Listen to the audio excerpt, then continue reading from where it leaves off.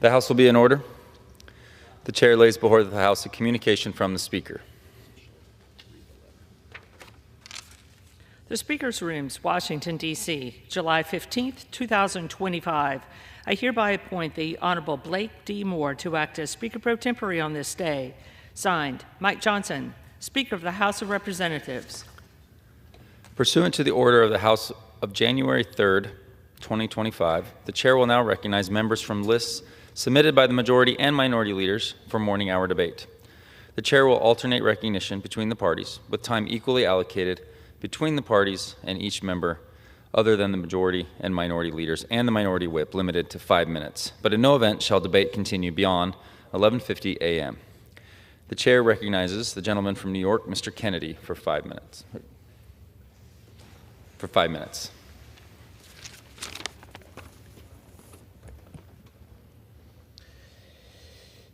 Mr. Speaker, I rise today with both deep sorrow and immense gratitude to honor the extraordinary life and legacy of my dear friend, Dr. Olga Carman, who passed away last week after a courageous battle with leukemia. Dr. Carman was a poet, a professor, an immigrant, an activist, a mother, a grandmother, and a mentor. She profoundly shaped my life and the lives of countless others across the globe. Dr. Carman was born in 1940 in Havana, Cuba, where she graduated from the distinguished Ruston Academy in 1958 and attended Santo Tomas Villanueva University. But by 1960, she left Cuba, immigrating to the United States for a better life. After settling in rural Connecticut, she resumed her education at Connecticut College, graduating in 1966 summa cum laude and Phi Beta Kappa. Powered by her fierce intellect and passion, she received a Woodrow Wilson Fellowship to study at Harvard University, earning her a PhD in Latin American literature in 1976.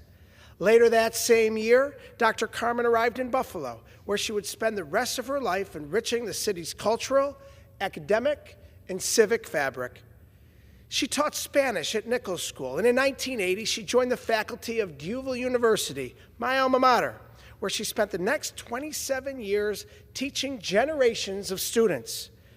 At D'Youville, Dr. Carman taught Spanish and helped to establish the D'Youville Da Vinci High School partnership. Her impact as an educator was immeasurable. I was one of the many students lucky enough to sit in her classroom. In 1997, I participated in a study abroad trip to Panama with Dr. Carman. As we visited the rainforest and met with the people of the region, she turned to me and out of the blue asked me, "Have you ever thought about getting involved in politics?" I said, "I think about it every day, but I don't know how." She gave me a one-word answer that changed my life forever: volunteer. That moment was a true turning point for me and led me to where I am today. That story, so simple yet so profound, speaks to who she was, a woman who saw people clearly and believed in them completely. She believed that politics is personal, that poetry can be protest, and that identity is not a limitation but a calling. Her own life was proof. As a lifelong author, Olga's work was widely published and deeply personal. Her memoir, Scatter My Ashes Over Havana, captured the pain of her exile and the complexity of her return to Cuba. Her poems appeared in The Nation, The New Republic, The Buffalo News, and even on public artwork throughout Buffalo's West Side, where she lived and wrote until her final days. But Dr. Carman's commitment to service extended far beyond the classroom or the written word. She was relentless in her advocacy for our community and for people. She served on the Governor's Advisory Committee for Hispanic Affairs. She was a founding member of Western New York's Hispanic and Friends and helped shape Hispanics United of Buffalo. She spent her later years as a certified interpreter for the Board of Parole, all while continuing to write poems and short works. We lost Dr. Olga Carman last week on July 9th. She passed away just as she lived, surrounded by family.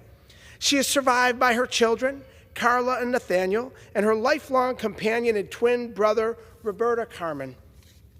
Olga's greatest joy in life was being a grandmother to Gregory, Woodrow, Nicholas, William, Hugh, and Micah, and a proud great-grandmother to Ayla, Penelope, Avery, and Lincoln. She leaves behind a grateful community and countless friends, too many to name, but just to name a few: Michelle Swaggart-Say, Raul and Gino Russi, Mayor Tony Masiello, Judge Raul Figueroa, and Assemblyman Sam Hoyt, and of course her entire DeUval University family. Our nation is a better place because of Dr. Olga Carman. I'm forever grateful that our paths crossed. We honor Dr. Olga Carman's legacy today, knowing that her spirit lives on through her writings and the lives she touched, including my own. Dr. Olga Carman will be deeply missed. May she rest in peace. Muchas gracias, mi buena amiga. Te queremos. I yield back. The chair now recognizes the gentlewoman from Minnesota, Ms. Fischbach, for 5 minutes. Thank you, Mr. Speaker. I rise to congratulate Joe Jensen on a successful 50-year career serving as a 911 dispatcher. Joe started his career at the Marshall Police Department as a dispatcher and is wrapping it up with Lyon County. His calm voice put people at ease even during one of the scariest times of their lives. Thank you for your courage, positivity, and service throughout the years. The community will miss you, but they are grateful to you for your making it a better place. Enjoy your well-deserved retirement and the next chapter of your life. Congratulations, Joe.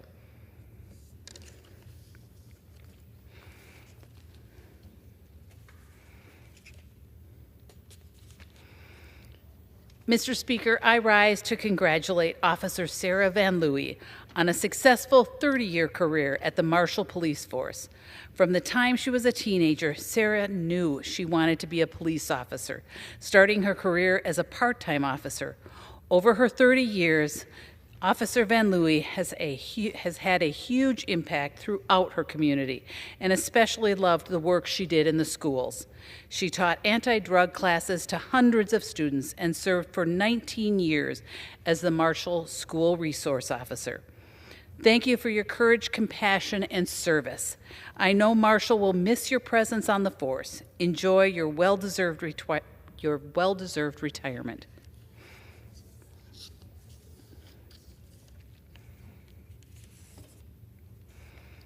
Mr. Speaker, I rise to congratulate the 2025 Meeker County Farm Family of the Year, the Algrens. Along with their 6 children and a few part-time employees, Rick and Sarah run the dairy. The farm milks 220 cows and raises replacement heifers in Ellsworth Township. While the farm has been in the family for generations, since Rick and Sarah purchased the operation in 2018, the family has invested in new robotic equipment, cover cropping, and a new heifer barn. The family is also active in their community, participating in educational events and even hosting a live nativity scene for the public each December. I am proud to have a family so committed to both responsible agriculture and their community. It is because of family like theirs that our rural communities thrive. Thank you, Mr. Speaker. I yield. The chair now recognizes the gentlewoman from Georgia, Ms. McBath, for 5 minutes. Thank you, Mr. Speaker. I rise today to speak out against the attack on every American's right to a quality public education in this country. Families have been promised the right to send their kids to good public schools, regardless of where they live, how much money they make, or their child's disability. But the careless actions of Secretary McMahon and the Trump administration continue to threaten that promise. From canceling programs dedicated to teaching children with dyslexia, autism, and other disabilities in the middle of the school year, to cutting teacher pay and illegally withholding billions of dollars meant for after-school programs, President Trump and Secretary McMahon are choosing to make it more difficult for your child to get the attention and high-quality education that they deserve at school. They are choosing to miss deadlines and hold your tax dollars hostage, tax dollars meant specifically for our children. This funding is typically released every year before July 1st to ensure that schools are ready to go for the school year that is about to start the next month. It represents at least 10% of federal K-12 funding in every state and almost 15% in my home state of Georgia, almost $225 million. These dollars, appropriated by Congress, are meant to improve student learning and empowerment as well as their achievement, operate before and after school programs, train teachers, and help adult learners go back and finish high school. Just a few weeks ago, on the evening of June 30th, the Department of Education sent out the following message to states, and I quote, "Given the change in administrations, the department is reviewing the funding for these programs, and decisions have not yet been made concerning submissions and awards for this upcoming academic year. Accordingly, the department will be issuing grant award notifications obligating funds for these programs on July 1st, unquote. In their own words, they knew this deadline was coming, and they missed it anyway. They chose to wait until the last second to notify states and schools that the funding your family relies on to educate your child for the school year that is starting in just a few short weeks is not where it's supposed to be. Instead of being in your child's classroom, your money is sitting in Washington here because the Secretary of Education could not be bothered to meet a deadline that is the difference between a school having an after-school program or not. Funding that is the difference between a child having a safe place to go while they wait for mom or dad to get off work and come get them or not. The Trump administration's failure to release this funding on time is disrupting school and district planning, jeopardizing the education of millions of students, and is forcing layoffs, program delays, and cancellations for students and their families. It is wrong and is completely unnecessary. Last week, I led a letter to the administration signed by 150 members of the House, demanding that the administration follow the law and release this funding, and House Democrats will continue to do everything that we can to make this right for the families who are counting on us every day. There is no legitimate reason that any child or any family in this country should not have to personally deal with program closures and larger class sizes. But that is what the Secretary and President are demanding of parents every single day, that they fail to meet this incredibly basic responsibility. My son Jordan was unfortunately killed in a shooting in 2012, and I miss him every single day. And while my son may be gone, I will never stop being his mother. I will never stop fighting for every child that isn't getting what they truly deserve from our great country. When I came to Congress in 2019, I promised I would never stop fighting to ensure that every kid who grows up here in the United States receives the skills necessary and stays alive long enough to live a decent life, a life that my son never got to truly, fully explore or enjoy. Time and time again, Secretary McMahon and President Trump failed to rise to the challenge, and the American people are the ones who continue to pay the price. No more excuses. Secretary McMahon and this administration must follow the law. An immediate release of the funding meant for our schools, our teachers, and our families. It must happen, and I yield. The chair now recognizes the individual from New York, Mr. Lawler, for 5 minutes. Thank you, Mr. Speaker. I rise today with a heavy heart to honor the life of little Golda Eisenbach, who was tragically taken from the Muncie community in June. Golda was the beloved 4-year-old daughter of Spring Valley Village trustee Yisrael Eisenbach, a dedicated public servant, and from a cherished Rockland County family. Golda's life was cut short in a tragic accident caused by a drunk driver, a painful reminder of how one reckless choice can shatter lives. What should have been a peaceful end to a day playing at the park with her family and friends ended in heartbreak. My thoughts and prayers are with the Eisenbach family as they continue to mourn their precious daughter's life. Olga brought so much light and love to her family. My prayers are also with the other victims of this senseless accident who are still recovering. May Golda's memory be a blessing, and may her loved ones find peace in the strength of the community surrounding them.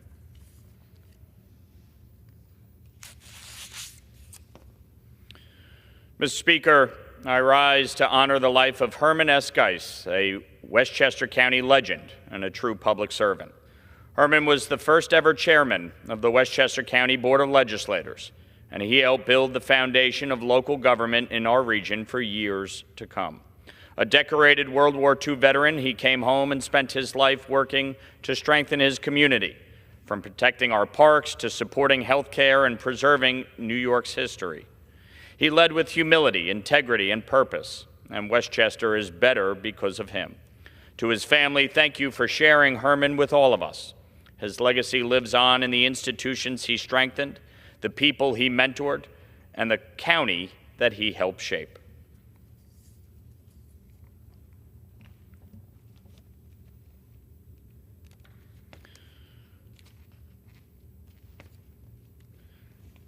Mr. Speaker, I rise today to honor the life of an extraordinary Putnam County resident, Patricia Patty Rathschmidt, who passed away this week surrounded by the family she so deeply loved.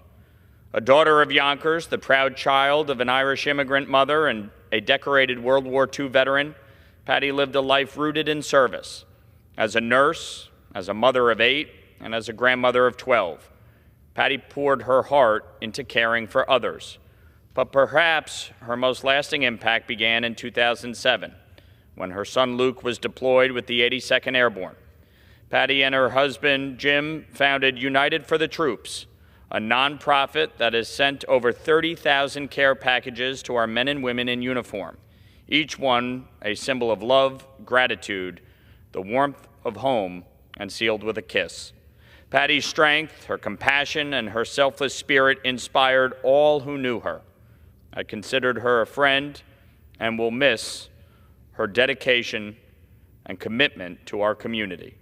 May her memory always be a blessing, and may she find peace with her son Luke in heaven.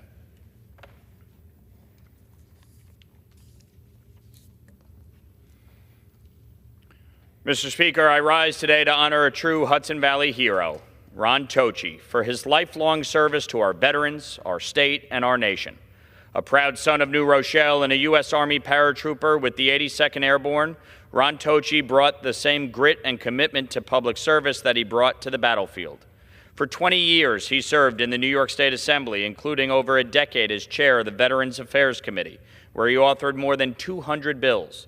Ron secured funding for state veterans' nursing homes, fought for those battling addiction, and never stopped working to uphold the dignity of our flag and those who defend it. He was then Commissioner of Veterans Affairs for the state of New York, and for 11 years, he recently served as director of the Westchester County Veterans Service Agency, where he fought to combat veteran homelessness and provide our veterans with the service and the dignity that they deserve. On behalf of a grateful community, I want to thank Ron for his decades of selfless leadership and for reminding all of us what it means to put service above self. Ron has been a tremendous friend and supporter and colleague, and look forward to what the future holds for him. I yield back.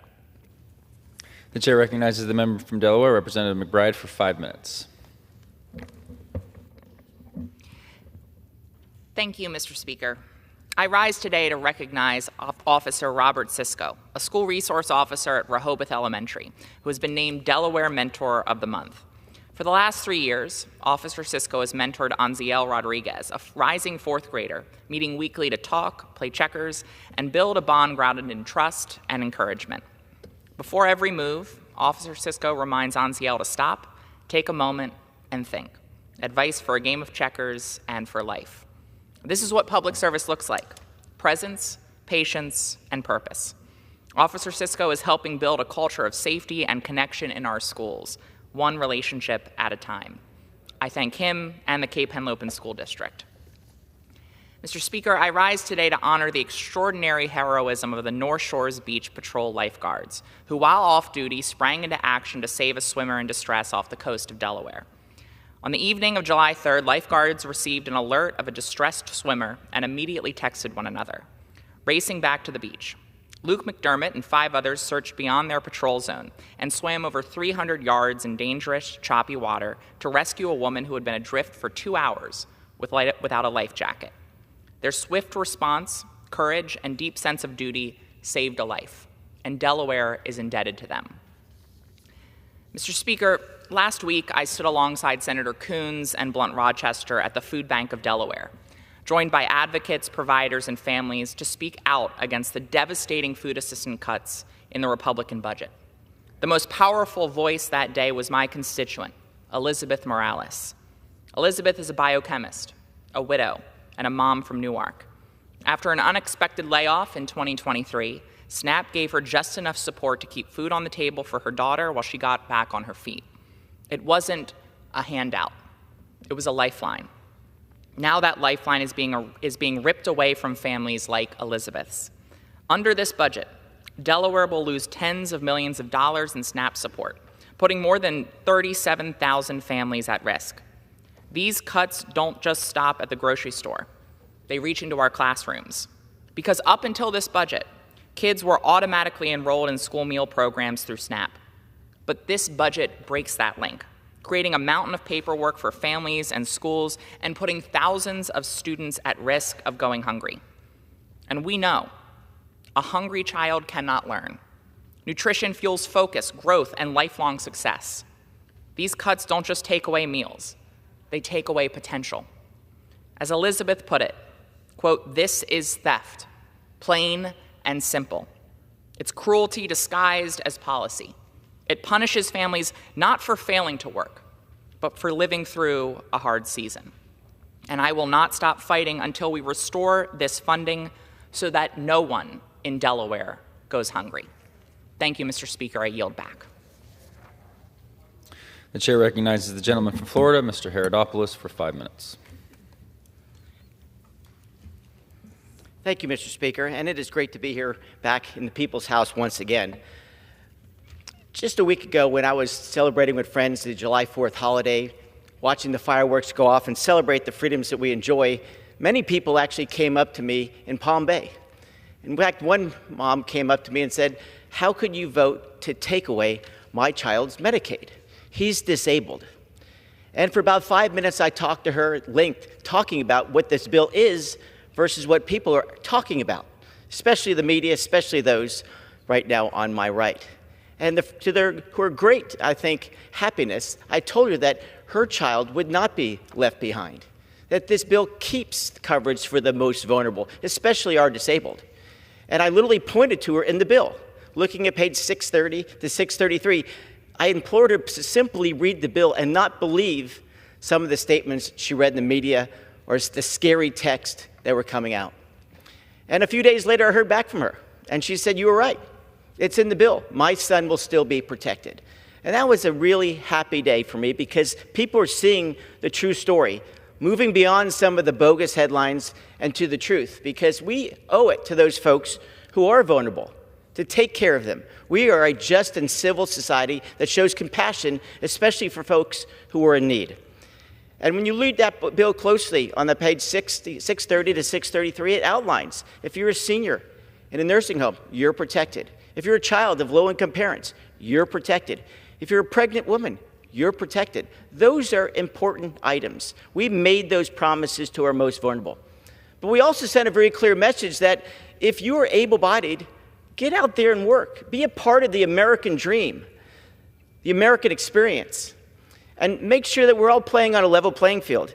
You know, we were recently at a hotel, and could you imagine that you walk into a place, you had to pay the full freight for that hotel room, and someone else who made the exact same amount of money didn't have to pay a dime because they either lied on the application or maybe they no longer did a check to verify what their income was. That's not fair.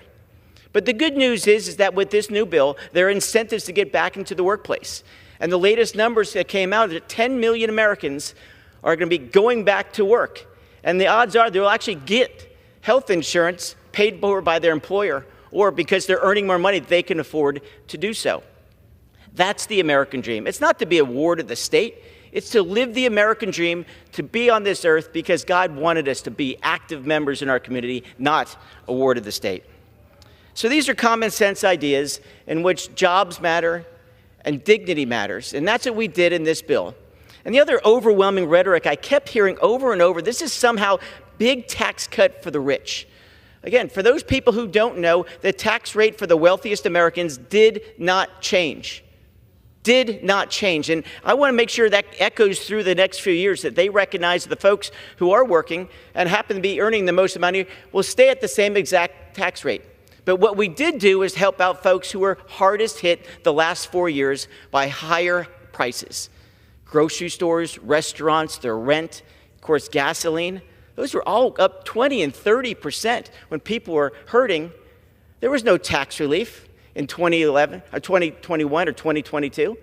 And now they're saying suddenly they want to give a tax relief to the middle class. They had the trifecta back in 2021 and 2022. They chose to do nothing. We stepped up and said, if you earn tips, if you earn overtime, and especially if you work for a lifetime and you earn Social Security, we're going to give you a tax cut. And some of those, in fact, are retroactive. That's real money in people's pockets, and we're moving this country forward. And so I am happy to be a part of the big, beautiful bill, to back up what we talked about in the campaign trail, and to have a leader in our president who's willing to put it all on the line for people who are in an unfortunate situation. That's the American dream, and that's why I am proud to support this bill. And I can't wait a year from now when they see some of the mistruths that were stated on this floor come to reality, that we protected the most vulnerable, and we stimulated this economy, and we grew this economy, and really took on the status quo in Washington, D.C. And with that, Mr. Speaker, I yield back.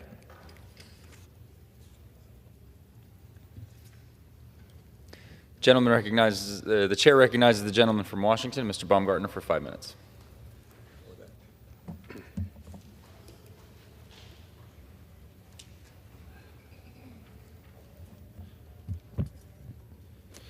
Thank you, Mr. Speaker.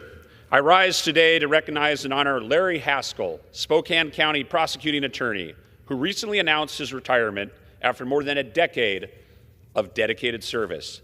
Larry's career is a testament to true public service. Before serving as a prosecutor, he was a B-1 and B-52 pilot in the U.S. Air Force and a lieutenant colonel who answered the call to duty after 9/11, serving bravely in Operation Iraqi Freedom and Enduring Freedom. After retiring from the military in 2005, Larry returned to Spokane to continue his work in the prosecuting attorney's office, where he was elected in 2014 and has since dedicated himself to justice in our community. Over the years, Larry has tackled some of the toughest cases: murder, assaults, gun crimes, gangs, witness intimidation, always with integrity and unwavering commitment to public service. Larry once said that being elected to his office was one of the greatest honors of his life, and it's clear he poured his heart and soul into this work. But he also showed wisdom and humility, knowing when it is time to pass the torch. As Larry steps into retirement, I want to thank him for his courage, dedication, and service, both in uniform and in the courtroom. Spokane County and our entire region owe Larry Haskell a debt of gratitude. I congratulate Larry on a job well done and wish him all the best in his next chapter. Thank you, Mr. Speaker. Mr. Speaker, I rise today with a heavy heart, not just to speak, but to mourn, to honor, and to demand that we never grow numb to the unimaginable loss suffered by those who dedicate their lives to protecting ours. Every day, nearly 1 million volunteer and career firefighters across our country suit up, knowing they may not return home. They run toward danger when many others run away. They give up holidays, time with their children, and nights of sleep so we can live safely. Today, I rise to honor 3 of them. 3 men from the Coeur d'Alene Fire Department and Kootenai County Fire and Rescue who answered the call of duty and paid the price for their courage in an act of senseless and evil violence. Battalion's Chief John Morrison and Frank Harwood were not only respected leaders in the fire service, they were pillars of the Coeur d'Alene community, proud husbands, fathers, and friends. They were the kind of men who showed up before anyone asked, who did the work no one saw, who led not with titles, but with strength and humility. Gabe Eckert, president of Local 710, recalled his last memory with John Morrison, just two men on the patio, quietly drinking beers and talking about their dads. That's who these men were, constantly striving to serve the public and the people closest to them. We lost more than firefighters, we lost role models. Engineer David Tisdale was also injured in the attack critically. He has now endured 3 major surgeries, and by God's grace, he is steadily recovering. David, if you're listening, stay strong. You carry the prayers of gratitude of a nation with you. Mr. Speaker, this violence was not just a tragedy, it was an outrage. An attack on these men was an attack on the very fabric of our community.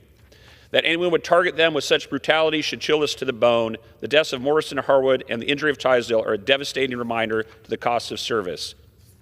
To the loved ones mourning the brave men, no words will ever be enough, but may you find comfort in knowing their courage echoes far beyond Coeur d'Alene. And with that, Mr. Speaker, I yield back. The chair recognizes the gentleman from Virginia, Mr. Subramaniam, for 5 minutes. Thank you, Mr. Speaker. Mr. Speaker, congratulations to the 37 outstanding students in my district who accepted appointments to the nation's military academies. They just reported last week, and let me tell you, these are incredibly impressive young men and women. My district, Virginia's 10th, has an incredibly competitive process and nominates one of the most number of people to military academies of any district in the country. And these young men and women were able to get through our rigorous process by demonstrating leadership, patriotism, and a commitment to service. And to the students, thank you for your dedication, your courage, and your willingness to answer the call. We look forward to seeing the incredible impact you will have as future leaders of our armed forces. Mr. Speaker, we keep hearing the same thing about the big ugly bill the president signed last week, that we are keeping Medicaid for the people who need it and only kicking off able-bodied people. Well, let me tell you, this is simply not true.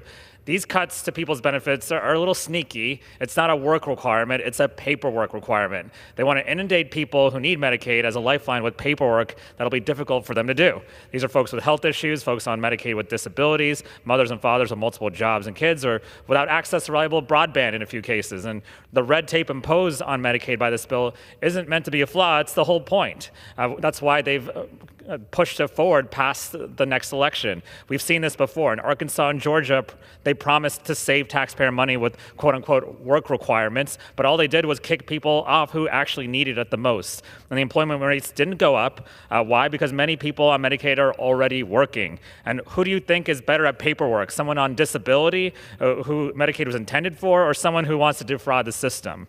Most of the waste, fraud, and abuse in Medicaid is actually from providers, not from the folks who need it. So no, the real fraud is this paperwork requirement, and we need to get rid of it.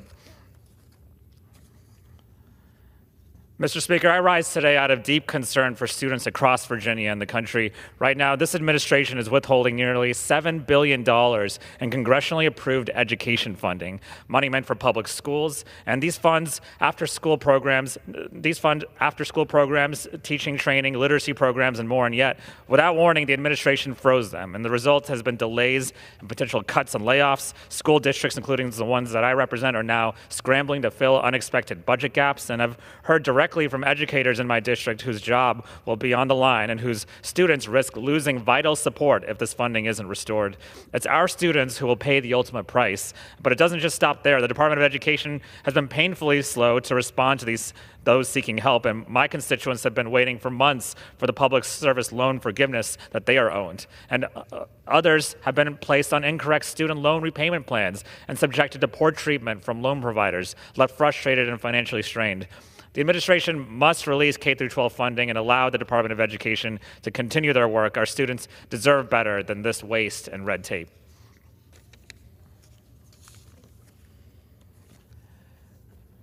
Mr. Speaker, congratulations to former Miss Loudoun County, now Miss Virginia, Madison Whitbeck. Madison is a proud graduate of Riverside High School in Loudoun County, where she cultivated a love for the arts, and Madison will be spending the year traveling to over 70 elementary schools, teaching students curriculum on making health choices related to drugs and alcohol. And she will be beginning her work on the Arts for All initiative as well, seeking to expand access to the arts for students across the Commonwealth. So congratulations to Madison, and we look forward to seeing all the great things that she does. And finally, Mr. Speaker, I rise today to highlight a concern I've heard from many constituents: delays and uncertainty in the visa process at U.S. embassies, particularly in Islamabad. Families in my district have cases stuck in administrative processing with no clear timeline. These delays are keeping families apart, creating needless anxiety, and making it impossible to plan for the future. And just last week, this administration announced the firings of 1,300 staff at the State Department. That's 1,100 civil servants and 246 foreign service officers. And while these cuts may not directly impact those embassies' operations, they're only going to have a domino effect that's going to hurt every single embassy around the country, around the world. And so at the time of heightened conflict and global uncertainty, we should be investing in our diplomatic and consular capacities, not reducing them. And so I hope that the work in Islamabad is improved and so our constituents can be served better. Thank you, and I yield back. Thank you very much. The chair now recognizes the gentleman from Pennsylvania, Mr. Thompson, for 5 minutes. Well, thank you, Mr. Speaker.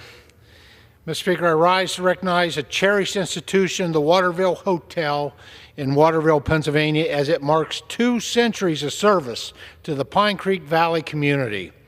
In 1825, Abraham Harris founded what was then known as the Harris Hotel, strategically positioned on Route 44 overlooking Little Pine Creek.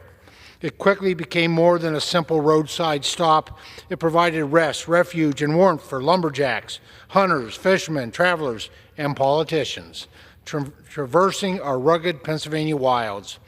As the logging and lumber industries flourished in the 19th century, so did the hotel's significance.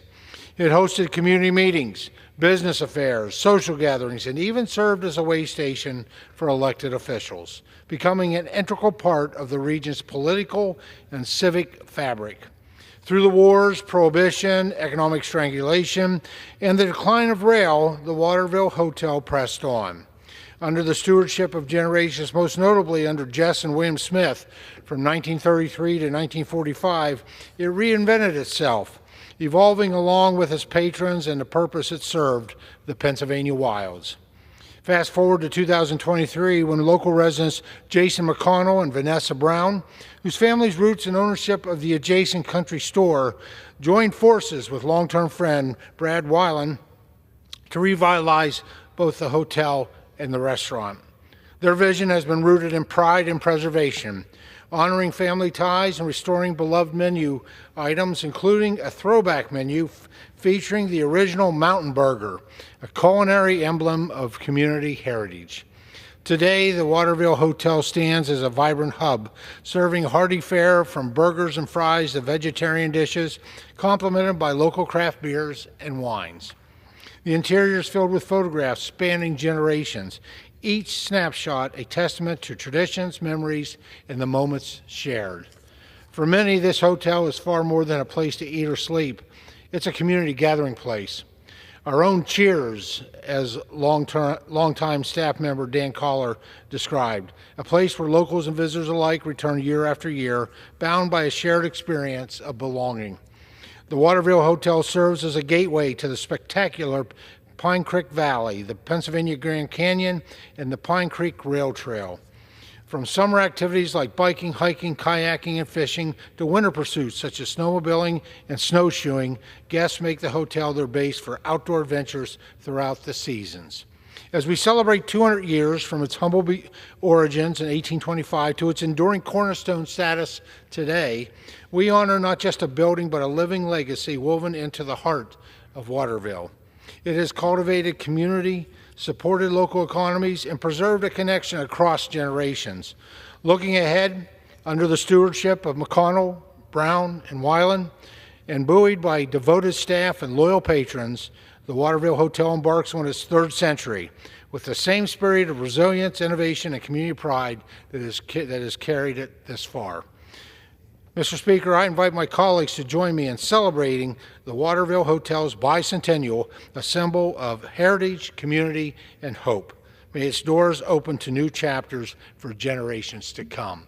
Thank you, Mr. Speaker, and I yield back the balance of my time. Thank you very much, Mr. Thompson. The chair now recognizes the gentleman from Virginia, Mr. Klein, for 5 minutes. Thank you, Mr. Speaker.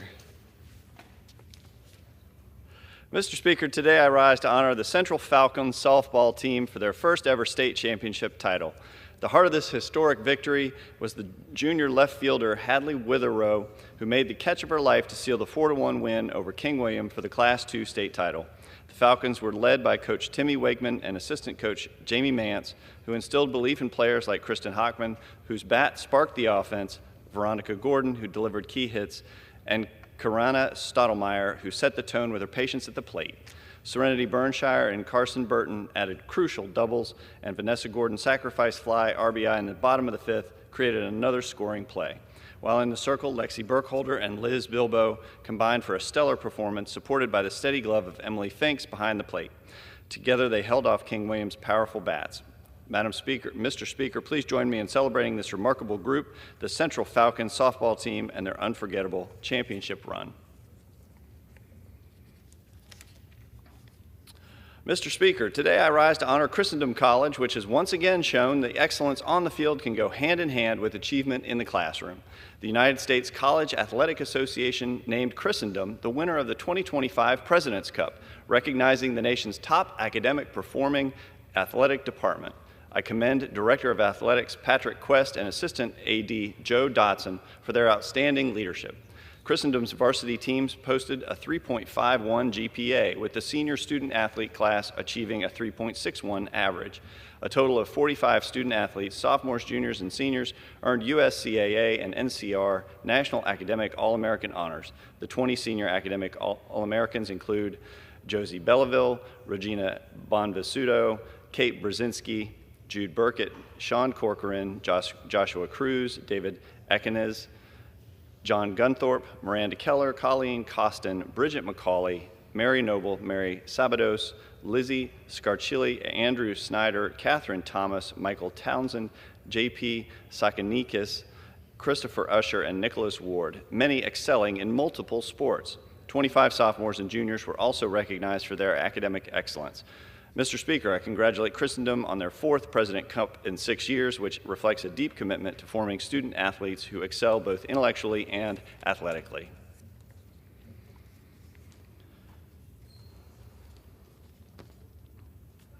Mr. Speaker, today I rise to recognize the Salem High School boys lacrosse team, who made history this year by capturing their first ever VHSL state championship. They capped an incredible 2025 season with an 11-7 victory over Loudoun County. Along the way, they won the Region 4D championship with a 14-3 win over Jefferson Forest and claimed the Tommy Durandi Cup, achieving all 3 of their goals. Their journey was defined by resilience and determination. After falling short in last year's quarterfinals, they returned to defeat Broad Run 9-4 and upset 3-time defending champ Atlee in a hard-fought 7-5 semifinal. This historic run was powered by standout performances. Jackson Jones led with 37 goals and 47 assists. Holden Custer added 45 goals and 21 assists. Parker Dallas scored 42 goals with 36 assists, and Jackson Winiger contributed 24 goals and 26 assists. On defense, Ronnie Frith, Braden Hall, and Carson Garland combined for over 120 takeaways and 180 ground balls, while goalie Richard Hoff made 125 saves. Face-off specialist Ryan Warren won nearly 70% of his draws. Remarkably, 7 players earned first-team All-State honors. I commend Coach George Revercombe, his staff, and Athletic Director Drew Barrett. This championship reflects the spirit of Salem, a city that rallies behind its youth. Congratulations to the team, their families, and the Salem community.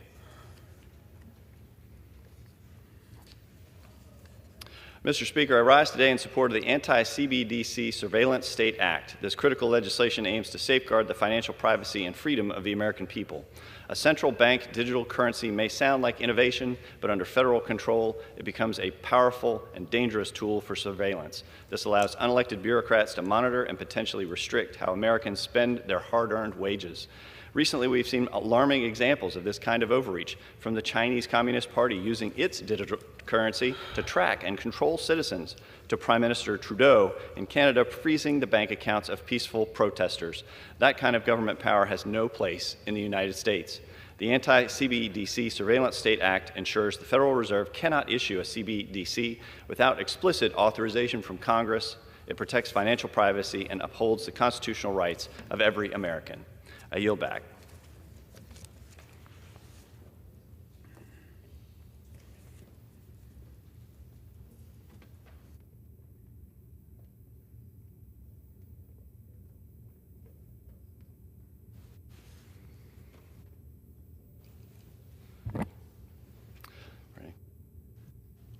All right, the chair now recognizes the gentleman from Florida, Mr. Bean, for 5 minutes. Thank you very much, Mr. Speaker. Duval! Ladies and gentlemen, Mr. Speaker, football fans across the Southeast will recognize that as the rallying cry for the Jacksonville Jaguars. You may wonder how many U's are in that rallying cry. The answer is no one really knows. How about that? But everybody knows that there's one A in that rallying cry. And that's the reason, Mr. Speaker, I want to focus on that A, because for the first time ever, Mr. Speaker, Duval County Schools has received an A grade from the state of Florida Department of Education. It's a big deal. It's a big deal in Northeast Florida. This monumentous accomplishment reflects the hard work and unwavering commitment of our students, educators, administrators, and families and parents. It reflects years of progress, innovation, and a community-wide effort to educational excellence. Under the leadership of Superintendent Dr. Christopher Bernier, the school board, and the steadfast efforts of teachers and staff across the district, Duval County has not only met the state's rigorous standards, it has surpassed them, Mr. Speaker. To the parents who have stayed involved, to the students who rose to the challenge, and to every member of Team Duval, thank you. Your success is a shining example of what happens when a community believes in its children and backs that belief with action. Congratulations on this well-deserved recognition. Duval! You can't say it enough. Mr. Speaker, I'm a pirate. Arr. You might think of a pirate as someone who takes what isn't theirs, but in Nassau County, Florida, a pirate is someone who earns everything they've got with grit, heart, and honor. I rise today, Mr. Speaker, as a proud pirate, a graduate of Fernandina Beach High School, and a product of Nassau County Schools, because today, Mr. Speaker, I rise with great pride to recognize an historic achievement. Under the leadership of Superintendent Dr. Kathy Burns and the Nassau County School Board and a tremendous support team, Nassau County Schools has been named #1 in the state of Florida by the Department of Education. #1 goes to Nassau County. And more impressive, every single school in the district earned an A rating from that Department of Education. It's not about grades, Mr. Speaker. It's a reflection of community vision, a commitment to excellence, and a belief in every student's potential. To our teachers, thank you for sparking curiosity and building confidence. To our administrators, thank you for your steady leadership. And to our families and parents, thank you for your support at home, making them do that homework. And to our students, you are the reason we celebrate. You're the future of Nassau County and America and of this great nation. With your hard work and determination, the future is bright as ever. Of course, Mr. Speaker, I will always be partial to the Pirates, but I know they're not the only champions in town. So here's to all of our 17 schools in Nassau County and all 12,000 of our incredible students. So let's go Warriors, let's go Hornets, Flashes, and let's go Pirates. Your pride and passion and your pursuit of excellence make our county and our nation and our community much stronger. Mr. Speaker, when people think of a strong foundation, they often think of something built on rock, not clay. But in Clay County, Florida, we're proving them wrong, because here the foundation that lasts is built on education. Today, I rise, Mr. Speaker, to proudly recognize Clay County District Schools in Northeast Florida for once again earning an A rating from the Department of Education. This continued success reflects the dedication of students, educators, administrators, and families working together to achieve excellence. Under the leadership of Superintendent David Broski and a committed school board and a tremendous support team, Clay County has built a culture of winning where teachers are supported, students are challenged, and families are engaged. To everyone who makes this success possible, thank you. Clay County doesn't just aim for excellence, it delivers it. Congratulations, Clay County and Clay County schools. Your achievement is a win that improves that excellence doesn't just come from a stone, it's forged in clay. Thank you, Mr. Speaker. I yield back. I thank the gentleman from Florida for his remarks. Pursuant to Clause 12A of Rule 1, the chair declares the House in recess until noon today.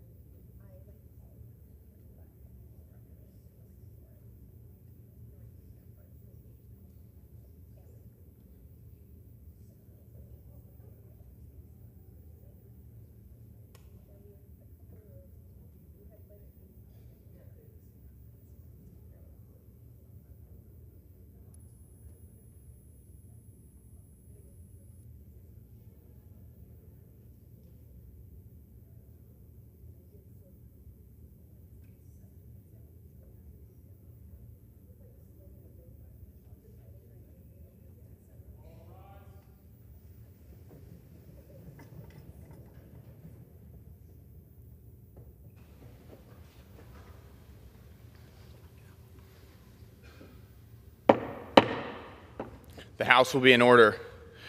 The prayer will be offered by Chaplain Kibben. Would you pray with me?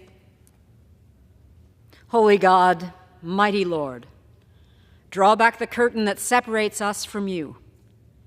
In your grace, reveal yourself to us that we would see your face and know that you are watching over us this day. And may we not hesitate to draw near to you with sincere hearts. Grant us the assurance that when we approach you in faith, you cleanse us of all our guilt and purify us of all unrighteousness. Let such awareness of your unconditional love and steadfast mercy change the attitude we may have brought with us into this place. Rather, let us hold unswervingly to the hope we profess, a hope in your redemption and renewal at work in us and in the world. For you, O Lord, are faithful. Your promises are trustworthy. Confident in your provision and sure of your salvation, we devote ourselves to your perfect plan for this day. In your eternal and sovereign name we pray. Amen. Amen. The chair has examined the journal of the last day's proceedings and announces to the House the approval thereof. Pursuant to Clause 1 of Rule 1, the journal stands approved. The Pledge of Allegiance will be led by the gentleman from Maryland, Mr. Raskin. Pledge allegiance to the flag of the United States of America and to the republic for which it stands, one nation, under God, indivisible, with liberty and justice for all. The chair will entertain up to 15 requests for 1-minute speeches on each side of the aisle.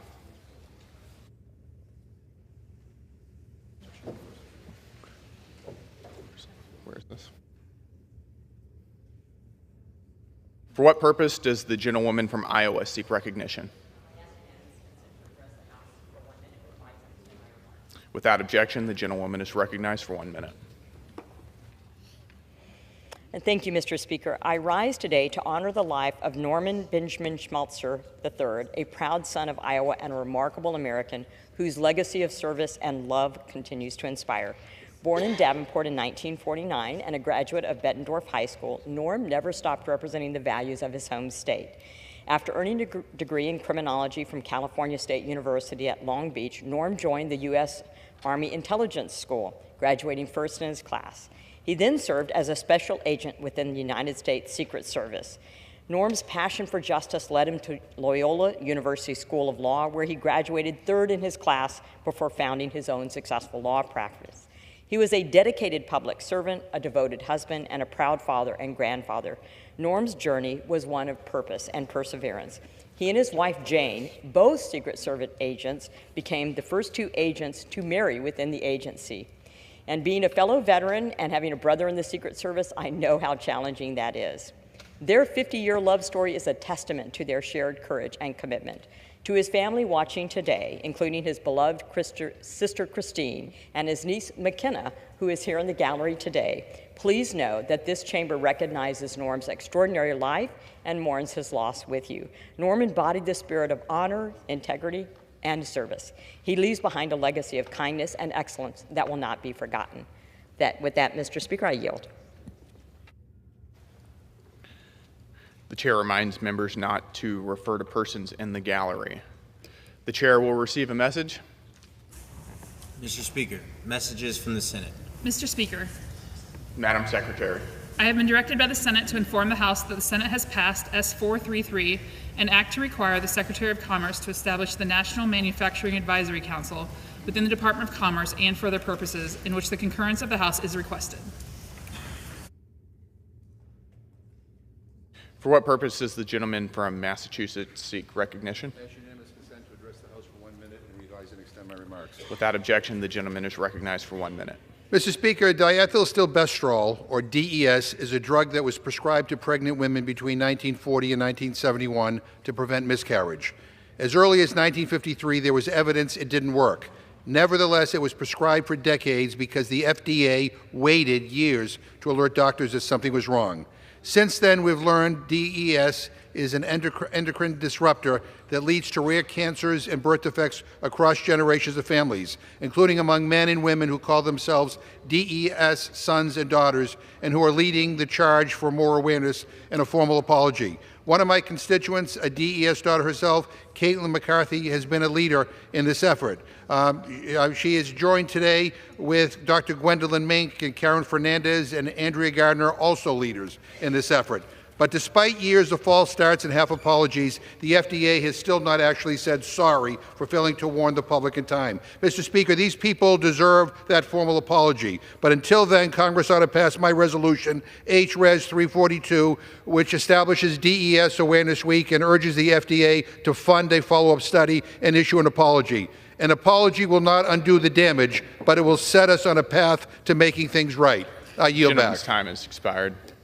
For what purpose does the gentleman from South Carolina seek recognition? Mr. Speaker, I ask unanimous consent to address the House and provide to extend my remarks for 1 minute. Without objection, the gentleman is recognized for 1 minute. Thank you, Mr. Speaker. Americans are grateful that under the leadership of President Donald Trump, America is beating inflation, leading to lower cost, higher pay, and job creation.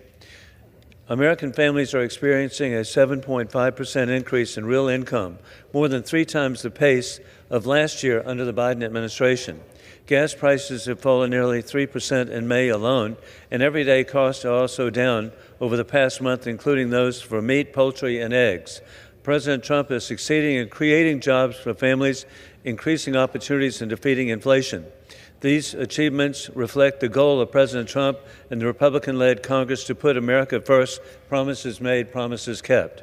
In conclusion, God bless our troops as the global war on terrorism continues. Trump is reinstituting existing laws to protect American families with peace through strength, revealing that war criminal Putin lies, insulting Trump, mocking Trump, with Moscow dismissing today Trump as being a theatrical ultimatum as Putin murders civilians in Ukraine and even in Russia. Our sympathy on the death of National Committeeman Glenn McCall, a devoted American patriot. I yield back. For what purpose does the gentleman from New York seek recognition? Mr. Speaker, I seek unanimous consent to address the House for 1 minute and to revise and extend my remarks. Without objection, the gentleman is recognized for 1 minute. Thank you.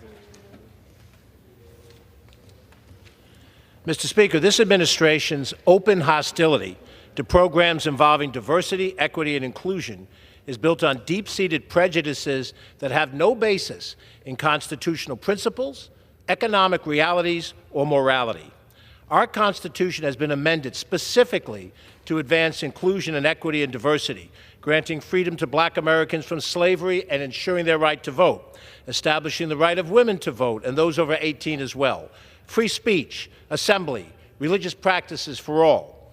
Economic growth recognizes the buying power of all of our citizens and the rising tide that allows women, people of color, those of every demographic to grow businesses and buy services and products that expands our economy and makes us competitive in worldwide markets.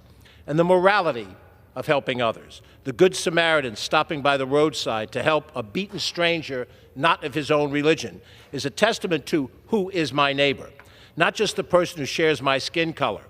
Policies to eliminate all DEI efforts are a vestige of the prejudiced past, not a prescription for a stronger future America. Thank you, Mr. Speaker, and I yield my time. For what purpose does the gentlewoman from North Carolina seek recognition? I ask unanimous consent to address the House for 1 minute, Mr. Speaker. Without objection, the gentlewoman is recognized for 1 minute. Thank you, Mr. Speaker. I rise to recognize Tawanda Dickens, who is a civilian employee with the United States Capitol Police. Miss Dickens, as most of us call her, will be retiring in August after many years of remarkable service. Her work is often unseen as she covers the late night shift within the Capitol complex. But I, along with many others, agree that her work makes a real positive difference to those of us who know her. I am so fortunate that Miss Dickens not only helped me often, but as she did with many, many others, she befriended me. She's someone who's a friend to many here in the People's House, and she is respected by all who know her. Congratulations, Miss Dickens, on your well-deserved retirement. May God continue to bless you and your family as you enter this new and exciting chapter of your life. I yield back. For what purpose does the gentlewoman from North Carolina seek recognition? I seek unanimous consent to address the House for 1 minute, revise and extend my remarks. Without objection, the gentlewoman is recognized for 1 minute. Mr. Speaker, I rise today to condemn Republicans' big, ugly law, which decimates food assistance for 42 million Americans, including millions of children, seniors, veterans, and people with disabilities. Erica from Wilson, North Carolina, had this to say about SNAP. As a grandmother who's having to raise my granddaughter, this program helps me. I survived 3 heart attacks, yet I'm still able to make sure my granddaughter is taken care of. At a time when so many families are struggling to put food on the table, why would we take away a lifeline that millions of Americans rely on? This past weekend, I visited Christ the King Lutheran Church in Cary, North Carolina, where I saw firsthand indispensable work to combat food insecurity in our own community. Republicans have abandoned vulnerable, hungry people to pay for tax cuts for billionaires. It's shameful and un-American. Thank you, and I yield back. For what purpose does the gentleman from Pennsylvania seek recognition? Mr. Speaker, request unanimous consent to address the House for 1 minute and to revise and extend my remarks. Without objection, the gentleman is recognized for 1 minute. Mr. Speaker, I rise today to recognize a major milestone in Centre County, the graduation of the 500th first responder from the Centre County Crisis Intervention Team Training Program. Since 2011, this initiative has brought together law enforcement, EMS, corrections officers, and mental health professionals for 40 hours of specialized training.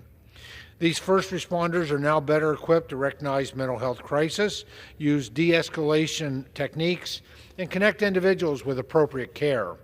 Prior to my time serving in Congress, I spent decades as a volunteer firefighter and cross-trained as an EMT. I recognize and value the commitment these individuals have to their communities and understand firsthand the vital role that they play in ensuring public health and safety. These graduates are more than professionals. They are pillars in our community, working each day to ensure public safety with compassion and understanding. Mr. Speaker, I would like to commend the Centre County CIT team for their dedication and congratulate all 500 graduates for their service to our community. Thank you, Mr. Speaker, and I yield back the balance of my time. Thank you. For what purpose does the gentleman from Maryland seek recognition? To address the House for 1 minute, to revise and extend my remarks. Without objection, the gentleman is recognized for 1 minute. Thank you kindly, Mr. Speaker. On Friday, our National Archivist, our National Security Advisor, and our USAID Administrator took some time off from his work in these full-time positions to exercise his additional powers as Secretary of State of the United States. The guy with 4 federal jobs fired en masse more than 1,300 professional civil servants at the State Department, each of them doing just one job and in general doing it in an exemplary and excellent way. They've devoted their careers to America and America's role in the world, but Secretary, Archivist, National Security Advisor, USAID Administrator Rubio has robbed America of centuries of their expertise for no apparent reason at all. This destruction of the American role in the world comes as China is bolstering its soft power everywhere. This is a giant blow to our national security and our effectiveness in the world. I want to express gratitude to the patriotic men and women at State, many of them my constituents, for their decades of service and affirm our enduring commitment to the values they have worked so hard to advance. For what purpose does the gentleman from Utah seek recognition? Mr. Speaker, I ask unanimous consent to address the House for 1 minute and to revise and extend my remarks. Without objection, the gentleman is recognized for 1 minute. Mr. Speaker, today I rise to honor and congratulate the city of Provo, Utah for earning the top rank as America's #1 best-run city. In WalletHub's 2025 study, Provo outperformed 148 other large U.S. cities, excelling in financial stability, public services, safety, infrastructure, and education.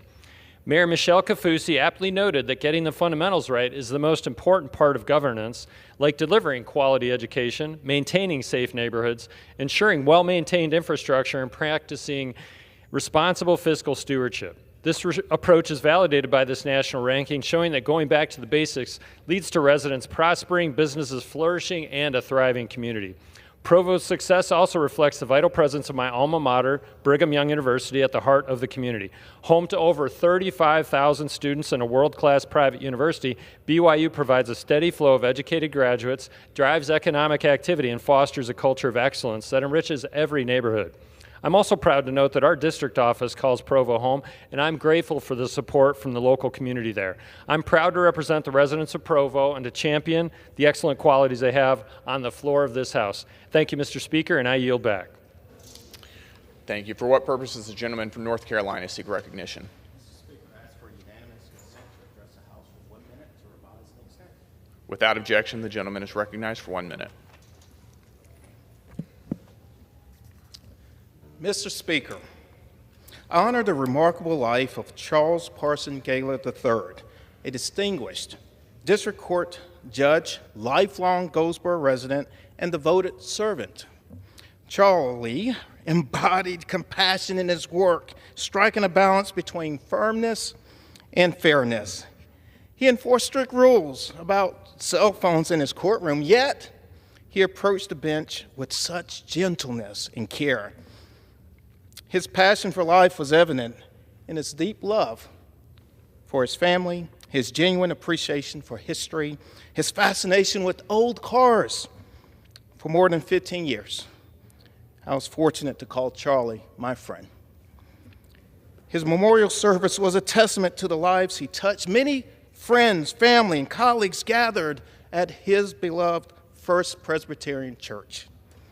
Rhonda, for 52 years, Charlie was your steadfast partner. Mayor Gaylor, his son, always remember, get in, get out. Sarah and Charlie, you brought him great joy. My deepest condolence to you. Mr. Speaker, I yield back. For what purpose does the gentleman from Tennessee seek recognition? Address the House for 1 minute. Without objection, the gentleman is recognized for 1 minute. Thank you, Mr. Speaker. One of the things we did in the big ugly bill that passed last week before, we put more money into ICE than we put into the FBI. The United States' largest investigative function will be in ICE, not in the FBI. More money chasing people who fix our roofs, take care of our yards, take care of our children, take care of our seniors, work the back section of the restaurants, and make America work. We should be putting that money into finding criminals that the FBI should be finding. We've got a crime problem. That should be first. The people committing felonies and rapes and murders and child sexual abuse. That's what they said they were going to go after in the immigration fights, but now they're going after statistics and records and put more people deported than any other country in the world. It's a shame. Crime should be focused on the FBI and not on, as President Trump said today, that the FBI should be working on voter fraud and public corruption and election fraud in the 2020 elections. And then he said thugs and criminals.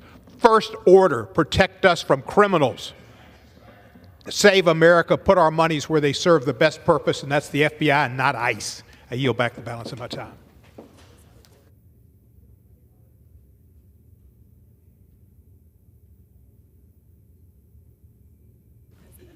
Members are reminded to avoid personalities towards the president.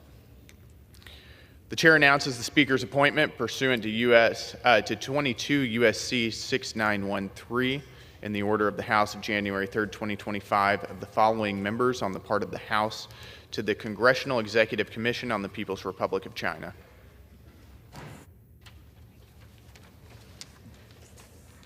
Mr. Swazi of New York and Mr. Subramaniam of Virginia. For what purpose does the gentleman from Georgia seek recognition? Mr. Speaker, by the direction of the Committee on Rules, I call up House Resolution 580 and ask for its immediate consideration. The clerk will report the resolution. House Calendar Number 37, House Resolution 580. Resolved that at any time after adoption of this resolution, the Speaker may, pursuant to Clause 2B of Rule 2118, declared the House resolved to the Committee of the Whole House on the State of the Union for consideration of the bill H.R. 4016, making appropriations for the Department of Defense for the fiscal year ending September 30th, 2026, and for other purposes. The first reading of the bill shall be dispensed with.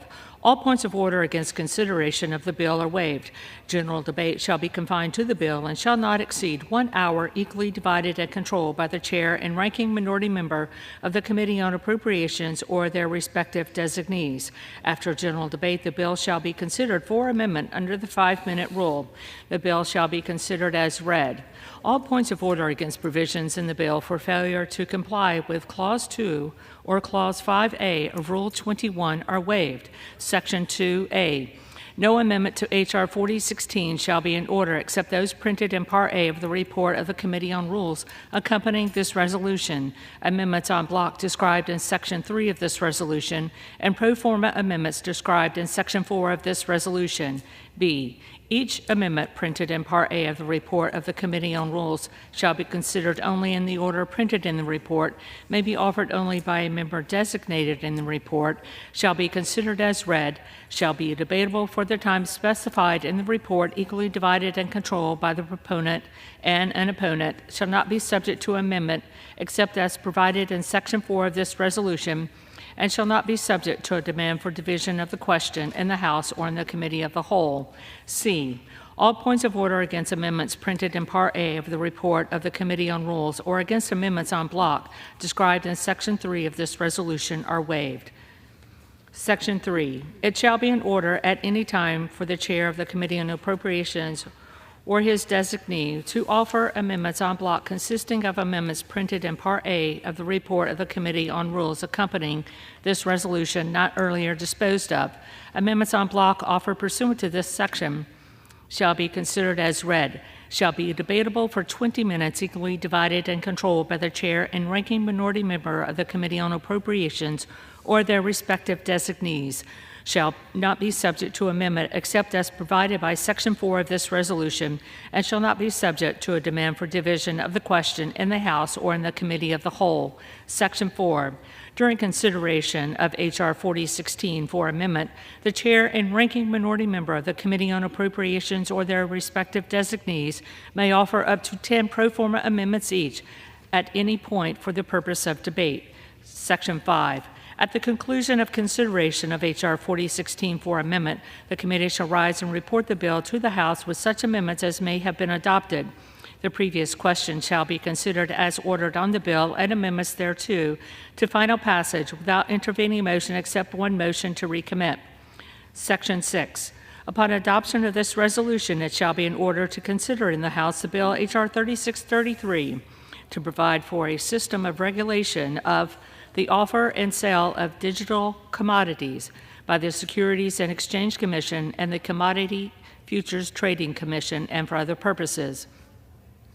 All points of order against consideration of the bill are waived. In lieu of the amendments in the nature of a substitute recommended by the Committees on Agriculture and Financial Services now printed in the bill, an amendment in the nature of a substitute consisting of the text of Rules Committee Print 119-6 modified by the amendment printed in Part B of the report of the Committee on Rules accompanying this resolution, shall be considered as adopted. The bill as amended shall be considered as read. All points of order against provisions in the bill as amended are waived. The previous question shall be considered as ordered on the bill as amended and on any further amendment thereto to final passage without intervening a motion except one. 1 hour of debate equally divided among and controlled by the chair and ranking minority member of the Committee on Agriculture or their respective designees, and the chair and ranking minority member of the Committee on Financial Services or their respective designees. 2. The further amendment printed in Part C of the report of the Committee on Rules, if offered by the member designated in the report, which shall be in order without intervention of any point of order, shall be considered as read, shall be separately debatable for the time specified in the report, equally divided and controlled by the proponent and an opponent, and shall not be subject to a demand for division of the question. And 3, one motion to recommit. Section 7.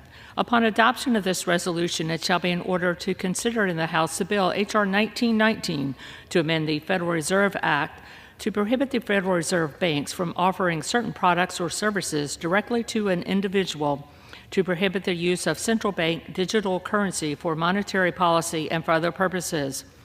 All points of order against consideration of the bill are waived. The amendment in the nature of a substitute recommended by the Committee on Financial Services, now printed in the bill, shall be considered as adopted. The bill as amended shall be considered as read. All points of order against provisions in the bill as amended are waived. The previous question shall be considered as ordered on the bill as amended and on any further amendment thereto to final passage without intervening motion except one. 1 hour of debate equally divided and controlled by the chair and ranking minority member of the Committee on Financial Services or their respective designees. And 2, one motion to recommit. Section 8. Upon adoption of this resolution, it shall be in order to consider in the House the bill Senate 1582 to provide for the regulation of payment stablecoins and for other purposes. All points of order against consideration of the bill are waived. The bill shall be considered as read. All points of order against provisions in the bill are waived. The previous question shall be considered as ordered on the bill and on any amendment thereto to final passage without intervening motion except one. 1 hour of debate equally divided and controlled by the chair and ranking minority member of the Committee on Financial Services or their respective designees. And 2, one motion to commit. Section 9. The requirement of Clause 6A of Rule 13 for a two-thirds vote to consider a report from the Committee on Rules on the same day it is presented to the House is waived with respect to any resolution reported through the legislative day of July 18, 2025, relating to the bill H.R. 4, to rescind certain budget authority proposed to be rescinded in special messages transmitted to the Congress by the President on June 3, 2025, in accordance with Section 1012A of the Congressional Budget and Impoundment Control Act of 1974. The gentleman from Georgia is recognized for 1 hour.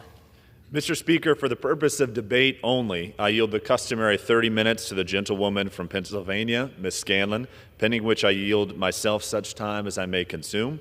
During consideration of this resolution, all time yielded is for the purpose of debate only. Mr. Speaker, I ask unanimous consent that all members have 5 legislative days to revise and extend their remarks. Without objection. Mr. Speaker, last night the Rules Committee met and reported a rule, House Resolution 580, providing for consideration of 4 measures. H.R. 1919, the Anti-CBDC Surveillance State Act, under a closed rule. The rule provides 1 hour of debate equally divided and controlled by the chair and ranking member of the Committee on Financial Services or their respective designees, and provides 1 motion to recommit. Additionally, the rule provides for consideration of H.R. 3633, the Digital Asset Market Clarity Act of 2025, also known as the Clarity Act, under a structured rule. The rule provides 1 hour of debate equally divided among and controlled by the chair and ranking member of the Committee on Financial Services and the Committee on Agriculture, or their respective designees, provides 1 motion to recommit, and makes 1 amendment in order. Further, the rule provides for consideration of S1582, the Guiding and Establishing National Innovation for U.S. Stablecoins Act, also known as the Genius Act, under a closed rule. The rule provides 1 hour of debate, equally divided and controlled by the chair and ranking member of the Committee on Financial Services or their respective designees, and provides 1 motion to recommit. The rule also provides for consideration of H.R. 4016, the Department of Defense Appropriations Act of 2026, under the structure rule. The rule provides 1 hour of debate, equally divided and controlled by the chair and ranking member of the Committee on Appropriations or their respective designees, provides 1 motion to recommit, and makes 330 amendments in order.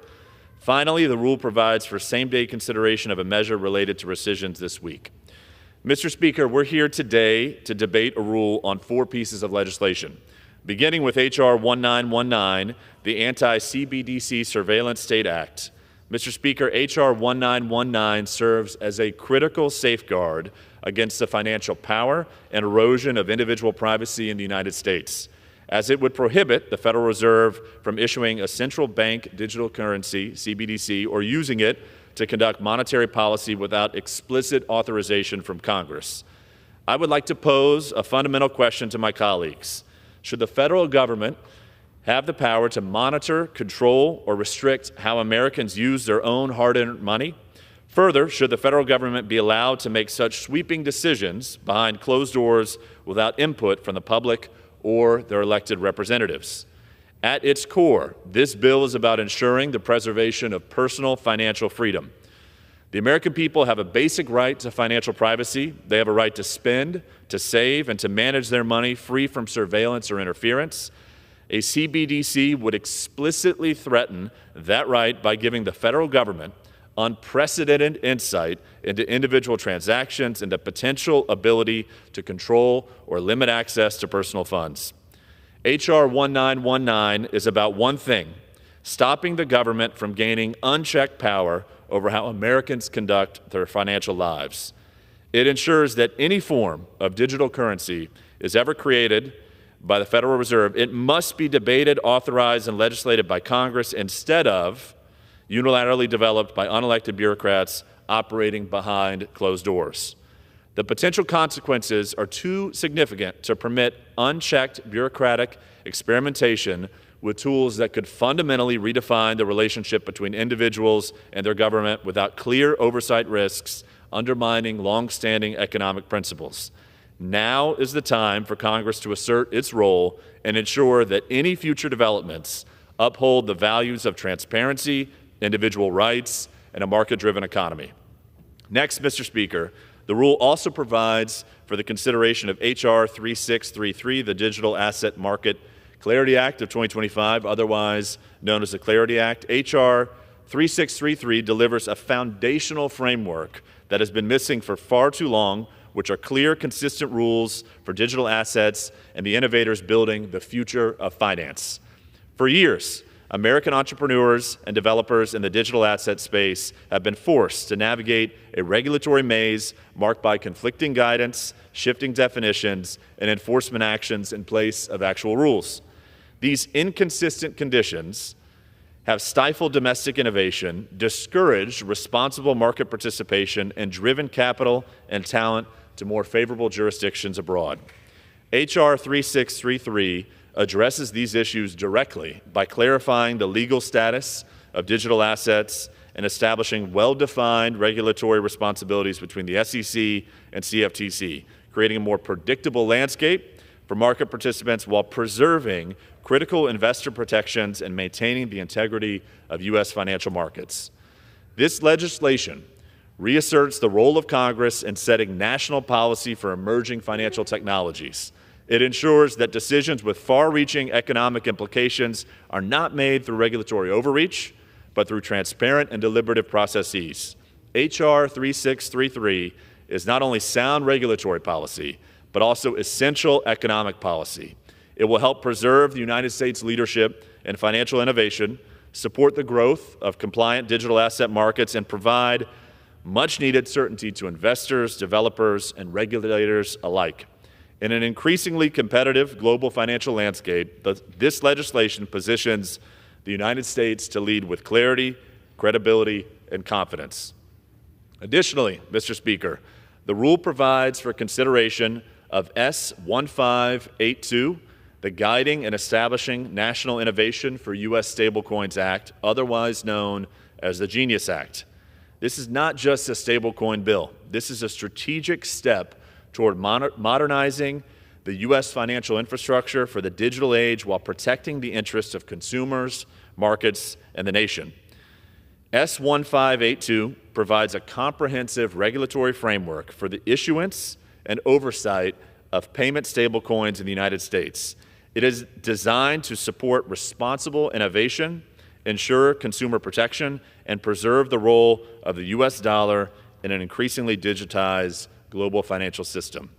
Stablecoins have become an essential component of the digital asset economy as they offer faster, lower-cost transactions and expand access to financial services.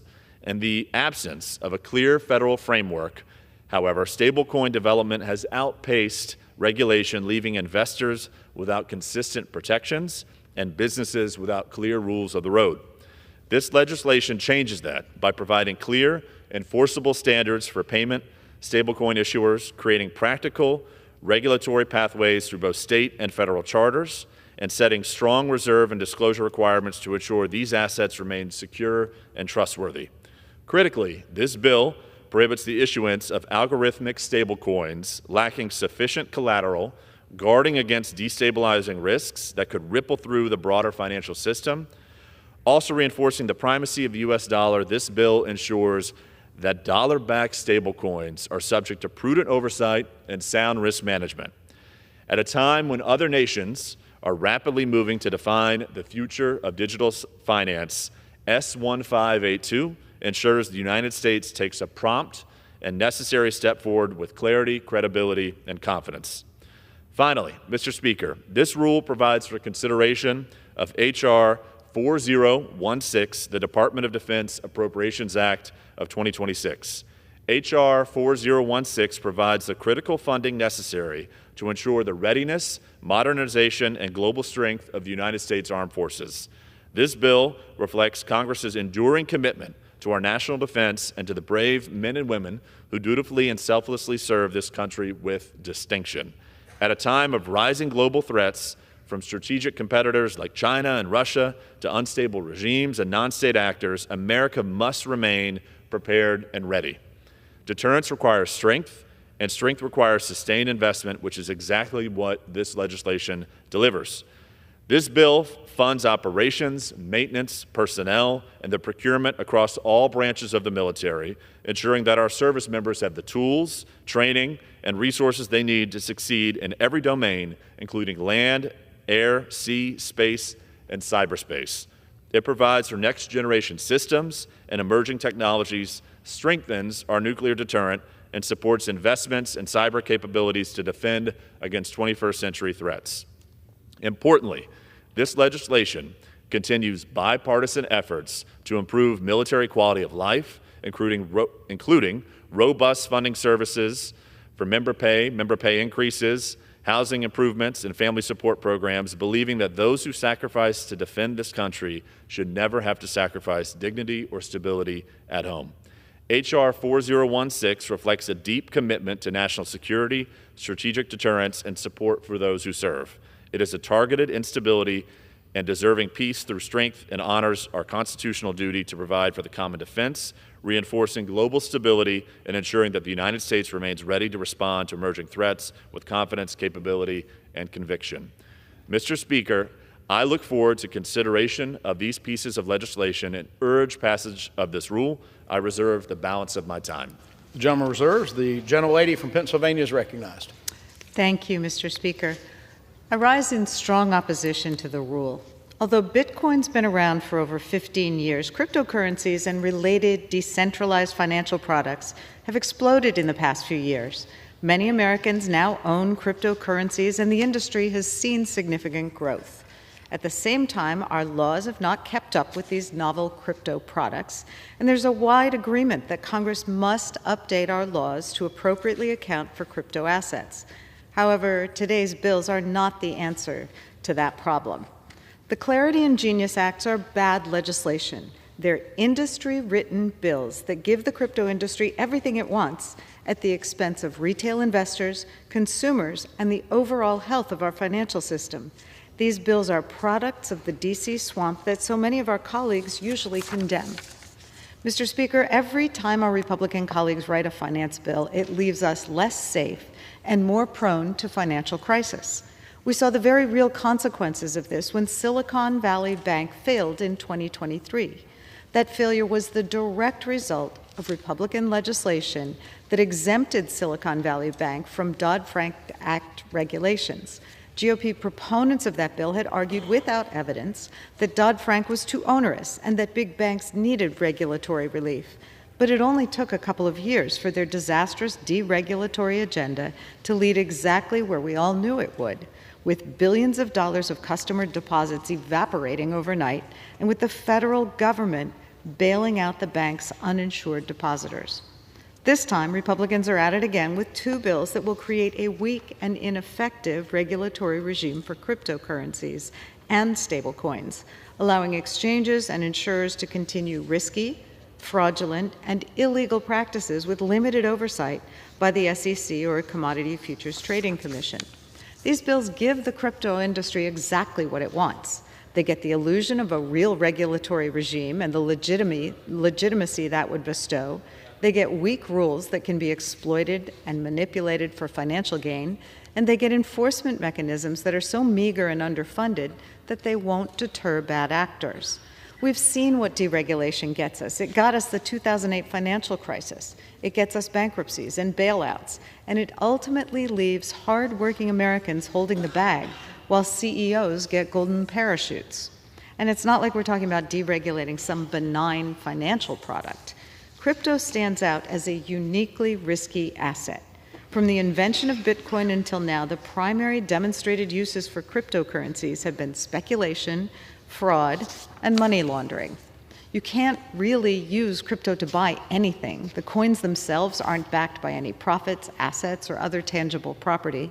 And while we've been hearing about all the wonders of the blockchain for over a decade, shockingly few companies actually use it in a way that's essential to their business.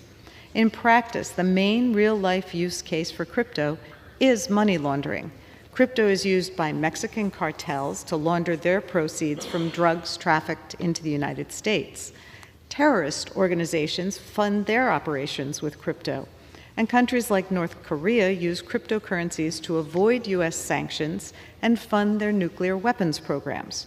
In fact, Bitcoin and Tether are the payment methods of choice for the fentanyl manufacturers in China that supply the Mexican cartels as well as other fentanyl traffickers inside the United States. These criminal organizations rely on crypto, and the legislation under consideration today will not disrupt that illegal commerce.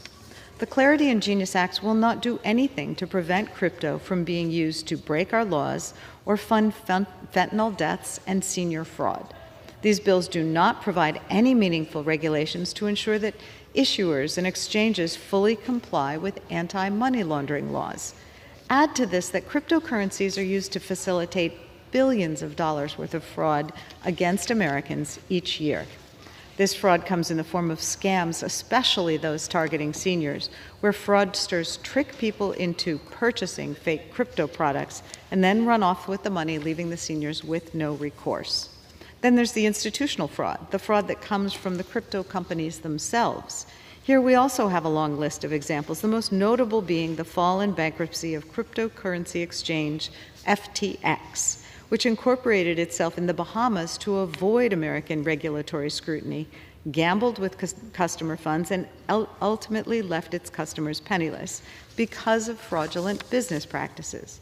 There's no other way around it. The Clarity and Genius Acts will not stop these types of fraud from happening, and they will leave regular investors on the hook if they're victims of fraud. The other glaring omission in these bills is they do nothing to stop the abuse of cryptocurrencies and stablecoins as tools for bribery and influence peddling. As President Trump and his allies have demonstrated on a daily basis, any politician can issue a crypto asset, own the majority of tokens, and then anyone who wants to buy that politician's attention or votes can just invest in the asset. There's no oversight or disclosure requirement. There's deniability on both sides of the transaction.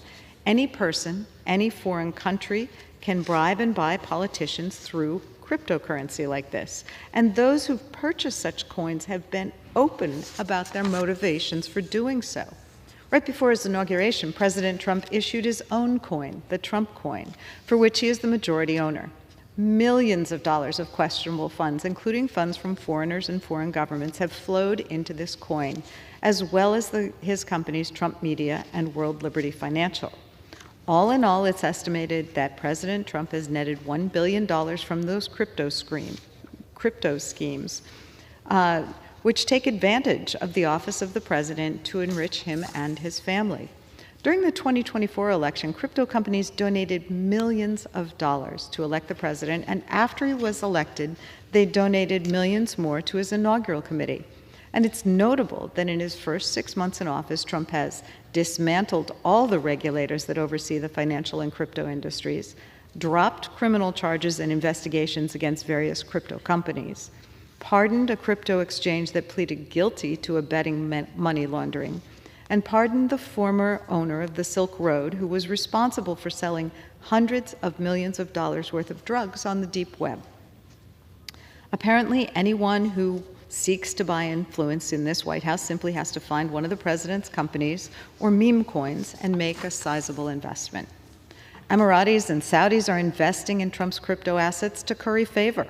People looking for pardons, dismissals, or preferential regulatory treatment are taking advantage of the Trump crypto scheme. Lawyers and lobbyists are advertising to clients that they can buy a pardon for the right price. It's easily the biggest potential corruption scandal in our nation's presidential history. If there's any crypto regulation we need right now, it's a bright line prohibition on any elected official profiting off a crypto asset.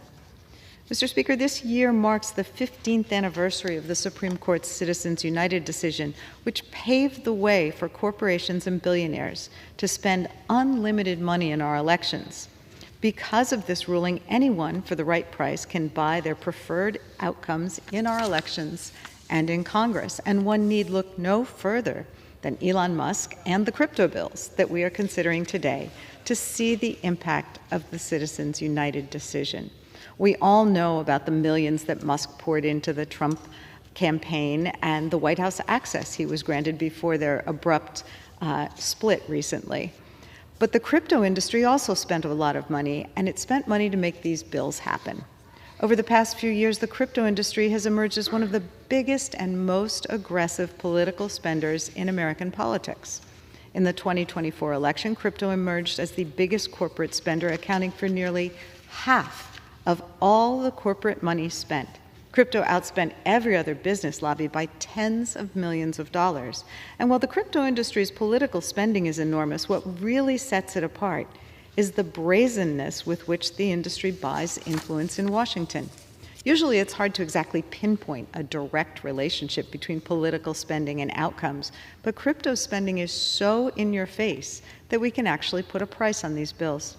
All in all, the Clarity and Genius Acts cost the crypto industry about $245 million.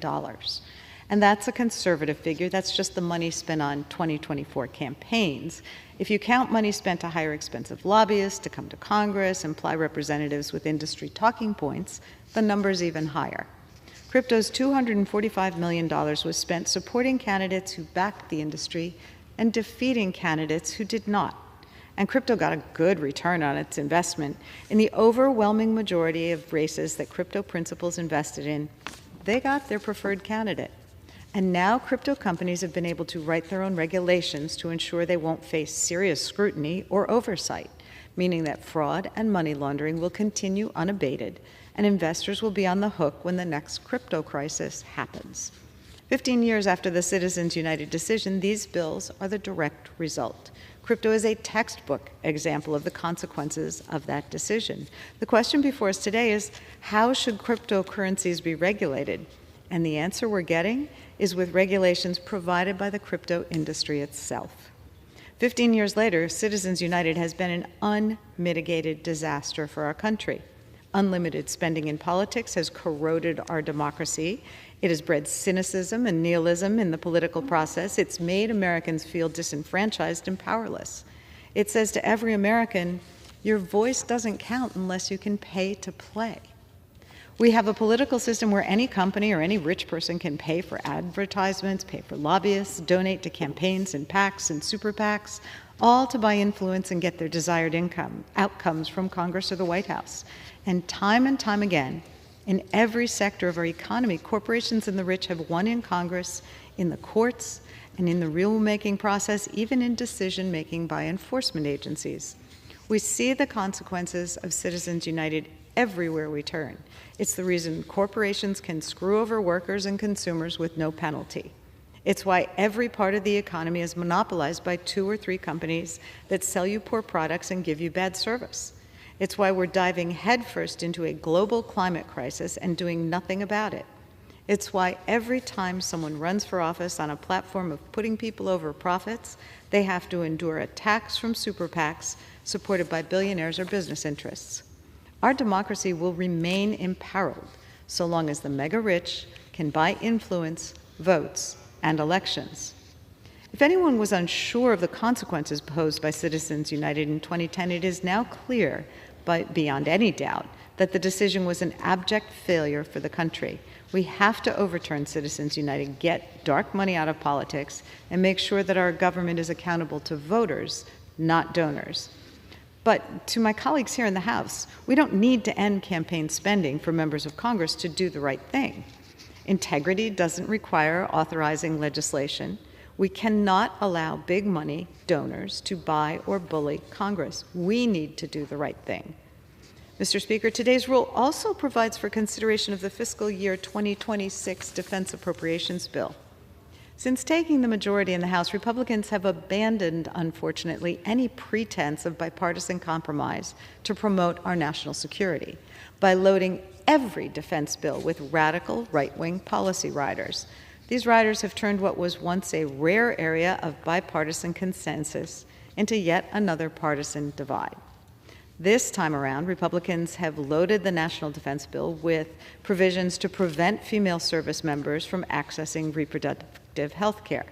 They've given a green light to discrimination against LGBTQ service members, and this bill does nothing to address the gross mismanagement of the Pentagon by Pete Hegseth, a man who has leaked classified intelligence, who spends more time in front of his Pentagon makeup mirror and doing press stunts than effectively managing the armed forces, and who has prioritized support for bigotry and weird culture war obsessions like changing the pictures on the Pentagon's website and renaming military bases after Confederate icons.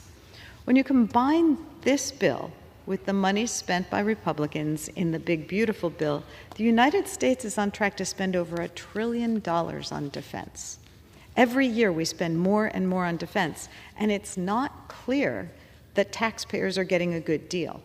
After years of consolidation and lax antitrust enforcement, the defense industry has ossified around 5 major prime contractors, each with a degree of specialization that means only 2 or 3 companies ever compete for a major contract. The consequences of this consolidation can be found across the defense industrial base. We don't make enough of the weapons and platforms that we need. Production for major platforms is often beset by delays and cost overruns. We spend billions on studies and research programs that don't lead anywhere. Production timelines are always being extended, delivery times delay, per unit costs increase, and in the face of these glaring business inefficiencies, Congress and the Pentagon always give the contractors what they ask for and ask for very little in return. We need to replenish our weapons stockpiles. We need to quickly field next-generation military assets like the Columbia submarine and the B-21 radar. We need to bolster supply chains that support this production, and we need to ensure that the nation has the industrial capacity to respond to a sustained major conflict anywhere in the world. But in order for us to achieve these goals, meet our national security needs, and support our service members, Congress needs to perform real oversight over the Pentagon and defense contractors. In my time in Congress, I have supported multiple efforts to require the Pentagon to perform a clean audit with tangible enforcement mechanisms to ensure compliance. But in each case, these efforts haven't garnered the votes for passage, because at the end of the day, this body has not been willing to hold the Pentagon and defense industry's feet to the fire. The Pentagon has failed to complete 7 audits in a row. 7. And until the Pentagon faces real consequences for being unable to account for the billions of taxpayer dollars it spends every year and failing to comply with congressional oversight, we will never have accountability. And at a time when our Republican colleagues' quest to root out fraud, waste, and abuse has led them to slash funding for Americans' health care, and hunger relief, it's astonishing that they're willing to write yet another blank check to the Department of Defense, no questions asked, despite growing evidence of cost overruns, mismanagement, and more. At the end of the day, I want our service members to have every single advantage over our adversaries. I want them to have all the tools, platforms, resources, and weapon systems we can provide. But I don't want taxpayers to get a bad deal. I don't want to waste money on overpriced defense contracts that overpromise and underdeliver. Mr. Speaker, I reserve the balance of my time. The gentlelady reserves, and the gentlelady and all members are reminded to refrain from engaging in personalities toward the President. The gentleman from Georgia is recognized. Mr. Speaker, for the record, supporters of cryptocurrency exercised their First Amendment right last election and contributed to many candidates. In fact, those supporters spent over $50 million in support of Democrat candidates. Supporters of cryptocurrency are not just Republicans or Democrats. They are Americans who are very eager to see us pass the most important legislation for the cryptocurrency industry in history this week. I yield 4 minutes to the gentlewoman from North Carolina, our Rules Committee Chairwoman, Virginia Fox. The gentlelady from North Carolina is recognized. Thank you, Mr. Speaker, and I thank my colleague from Georgia for yielding. Mr. Speaker, I rise in support of the rule and the underlying legislation. The 4 separate measures being considered under this rule all have a singular commonality. They serve to put American interests first, where they should always be. All of us can agree that within the global markets and on the global stage, America must always remain competitive and stand tall. Not sometimes, not occasionally, not part of the time, always. From protecting consumer privacy to ushering in a new era of financial innovation, providing for the common defense of the nation, to strengthening the dominance of the American dollar, these pieces of legislation are as consequential as they are vital. This is the caliber of legislation that the American people expect our Republican majority to deliver. Republicans here in the People's House continue to exceed that mark. We've done it many times before, and this week we will do it again. One of the 4 bills being considered under this rule is H.R. 4016, the Department of Defense Appropriations Act of 2026. This legislation provides for appropriations for the DoD for the fiscal year ending on September 30, 2026. Mr. Speaker, you know as well as I do that Congress's first solemn responsibility, one of many, is to provide for the common defense of the nation. In total, H.R. 4016 provides $831.5 billion and adheres to the budgetary top line put forward in the President's FY26 budget request. Consider for a moment the provisions contained within this legislation that uphold Congress's responsibility. $189 billion for active reserve and National Guard military personnel, which is $6.6 billion above the fiscal year 2025 enacted level. A 3.8% increase in basic pay for all military personnel beginning January 1st of next year. Sizable investments in research and development, procurement efforts, operation, and maintenance. Mr. Speaker, I'll be voting yes on the rule and yes on the 4 underlying measures. I urge my colleagues to do the same, and I yield back to my friend from Georgia. The gentlelady yields back to the gentleman from Georgia. The gentleman from Georgia reserves. Yes. The gentlelady from Pennsylvania is recognized. Thank you. Mr. Speaker, if we defeat the previous question, I will offer an amendment to the rule to make in order amendment number 50 to H.R. 3633, offered by Representative Khanna, which requires the Attorney General to preserve and release any records related to Jeffrey Epstein. I applaud my colleagues, Representatives Veazey and Khanna, for their work to release the Epstein files. I strongly support these efforts and the release of the files. Last night at the Rules Committee, Republicans rejected an amendment that would have required the Department of Justice to release the Epstein files' multiple criminal investigations, which allegedly documented trafficking of young women and girls by Jeffrey Epstein, a sex offender and financier with whom the president often socialized. For years, the president and those in his orbit, including Attorney General Pam Bondi and FBI Director Kash Patel, alleged that prior administrations had covered up the identities of the rich and powerful people to whom Epstein had trafficked the girls and the facts surrounding his allegedly suspicious death. They came into office pledging to seek accountability for the horrific crimes by revealing Epstein's client list and other information, but recently backtracked and refused to release any further information. There appear to be only two explanations for this about-face. Either the Epstein files did not contain the explosive information that Trump and his allies claimed during his campaign, or this administration is the one covering up what's in the files. So last night, all of the Republicans on the Rules Committee, except one, voted against releasing the files. Why would they try to prevent the truth about Epstein's abuse and those he enabled from coming out? That's anybody's guess. But with this previous question, the entire Republican conference has the opportunity to correct that mistake. They can vote today to release the Epstein files.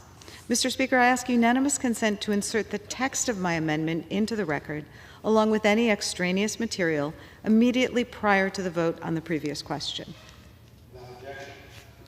Thank you, Mr. Speaker. And to discuss our proposal, I now yield 2 minutes to the gentleman from Texas, the sponsor of a resolution directing the Trump administration to release the Epstein files. Mr. Veazey. The gentleman from Texas is recognized. Mr. Speaker, the resolution was voted down by the Republicans last night, so let's speak the truth, because there are two Americas right now. In their America, billionaires can buy silence, sweep crimes under the rug, and count on friends in high places to protect them. In our America, if you break the law, you're held accountable, period. In their America, wealth and power buy secrecy. In our America, justice demands sunlight and truth. In their America, underage girls are treated like disposable property by predators who believe they will never face consequences. And in our America, victims deserve justice, and the predators should face the full weight of the law. And time again, this administration has chosen them, the billionaires, the elite, the people who think children are theirs to exploit over us, the American people. And time again, they've looked into the cameras and promised the American people, we will release the Epstein files. We heard it over and over again. We'll tell you the truth. But when the moment of truth comes, they slam the door shut. Why? Because their loyalty is not to justice. It's about protecting the rich and famous and powerful, no matter how monstrous their crimes are. Meanwhile, Republicans in this chamber are working overtime to gut health care for 17 million Americans, to rip food off of families' tables, and to kill good-paying jobs for this so-called big ugly bill. But when it comes to exposing powerful predators who preyed on underage girls, suddenly they got nothing to say. That's because they think there's one set of rules for billionaires and another for the rest of us. They think the American people will forget, that we'll stop asking questions, that we'll let them keep secrets. But let me be crystal clear. This is not about partisanship. This is about people. It's our America. No one, no matter how rich, how famous, or how connected, is above the law. Would the gentlelady wish to yield additional time? An additional 30 seconds. Thank you. The gentleman is recognized. In our America, no one is beyond accountability. We will not forget. We will not look away, and we will not stop demanding the truth. We demand the immediate release of the Epstein files. No more games, no more lies, no more protection for predators hiding behind the rich and powerful. I yield back. The gentleman yields back. The gentlelady reserves. The gentleman from Georgia is recognized. My colleagues are referring to a tactic Democrats employed yet again to try to take control of the House of Representatives through the Rules Committee. They did so because they are desperate to stop us from passing the most important cryptocurrency legislation in the history of our country, and because they are, for whatever reason, desperate to stop us from bringing forward our legislation that funds our brave military. The Republican majority is not going to hand the keys to the House of Representatives to a caucus who on a daily basis impugns and denigrates the 77 million Americans who voted for President Trump. And to my friends watching at home who support Bitcoin and cryptocurrency, make no mistake, members of Congress who vote against the rule today are voting against the most important legislation for the cryptocurrency industry in history. I beseech you, to those who appreciate, support, and invest in cryptocurrency, study today's vote. Do not let those who vote against us today during election time come around and ask for support as they claim to fight for this incredible industry. Judge them by their vote today. I yield 3 minutes to the gentlewoman from Indiana, Ms. Houchin. The gentlelady from Indiana is recognized. Thank you, Mr. Speaker, and I thank the gentleman from Georgia for yielding and congratulate him for managing his first rule on the House floor. His constituents are lucky to have him representing him in the House of Representatives. Mr. Speaker, I rise in support of the rule and the underlying legislation. This is an important week in the House as we take up legislation to fund our military and advance several key financial services bills, including efforts to establish a clear market structure for cryptocurrency and protect Americans' financial privacy by blocking a surveillance-style central bank digital currency. But let me begin with the Defense Appropriations Bill. Chairman Calvert and his team have once again delivered a strong, thoughtful proposal that makes strategic investments in American military superiority, strengthens our southern border, and most importantly, takes care of our troops and their families. I'm especially proud that the rule makes in order several of my amendments, including those that highlight the importance of continued support for the Advanced Combat Engine and innovative semiconductor production, two areas critical to our national security and future readiness. On the financial services front, as a former member of the Financial Services Committee, I'm encouraged to see Chairman Hill and Chairman Thompson leading the charge to ensure America remains a global leader in the fintech sector. This package brings regulatory clarity to the digital asset ecosystem, promotes market innovation, and protects Americans' financial freedom and privacy by prohibiting the Federal Reserve from issuing a CBDC without congressional approval. These bills are the product of years of thoughtful, collaborative work, some of which I was proud to contribute to. These bills ensure that we remain a leader in the digital asset ecosystem and will strengthen the U.S. dollar as a global currency. Mr. Speaker, I urge the passage of this rule and all of these bills. And finally, to our friends on the other side of the aisle, regarding the amendment that was offered in our Rules Committee last night that several Republicans voted against. It's a stretch on germaneness, although it was ruled germane, but I do find it incredibly interesting that our colleagues on the other side of the aisle suddenly want to force this issue because it's politically expedient, even though they did not release any of it when they were in charge. And I yield back. The gentlelady yields back to the gentleman from Georgia. The gentleman from Georgia reserves. Reserve. The gentlelady from Pennsylvania is recognized. Thank you, Mr. Speaker. Look, this is a debate about what Congress should be considering.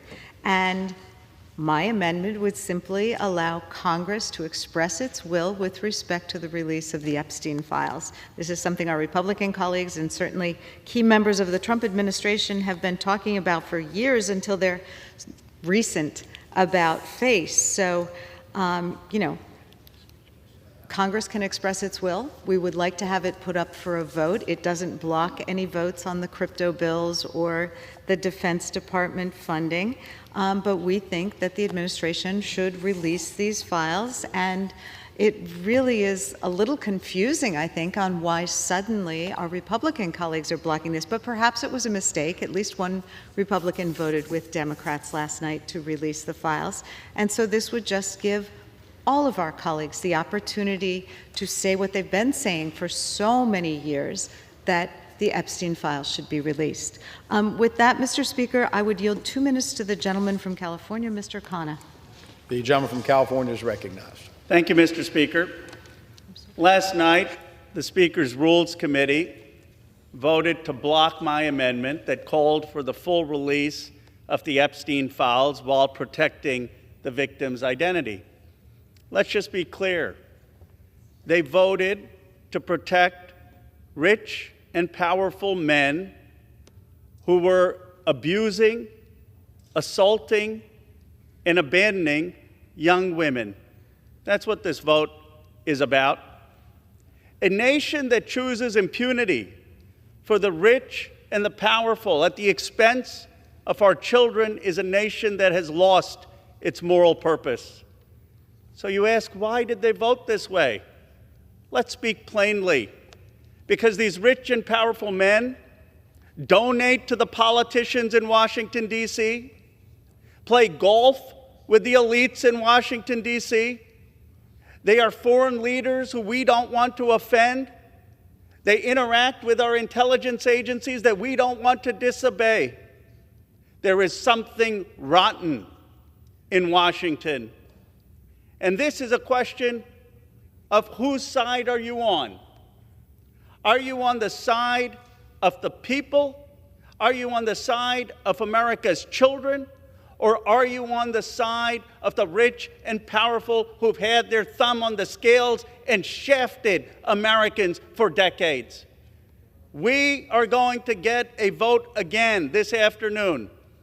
And I hope people will find the courage of a Republican like Ralph Norman, or a Republican like Marjorie Taylor Greene, or a Republican like Thomas Massey, or the many, many MAGA Republicans who are demanding the full release of the Epstein files. It's not a question just of Epstein. It's a question of trust in our democracy. It's a question of restoring a government of the people, by the people. The gentleman's time has expired. People. Just a moment. Does the gentlelady wish to yield any additional Another time? 30 seconds. The gentleman has an additional 30 seconds. And it's a question of the rebirth of a nation that stands for our children.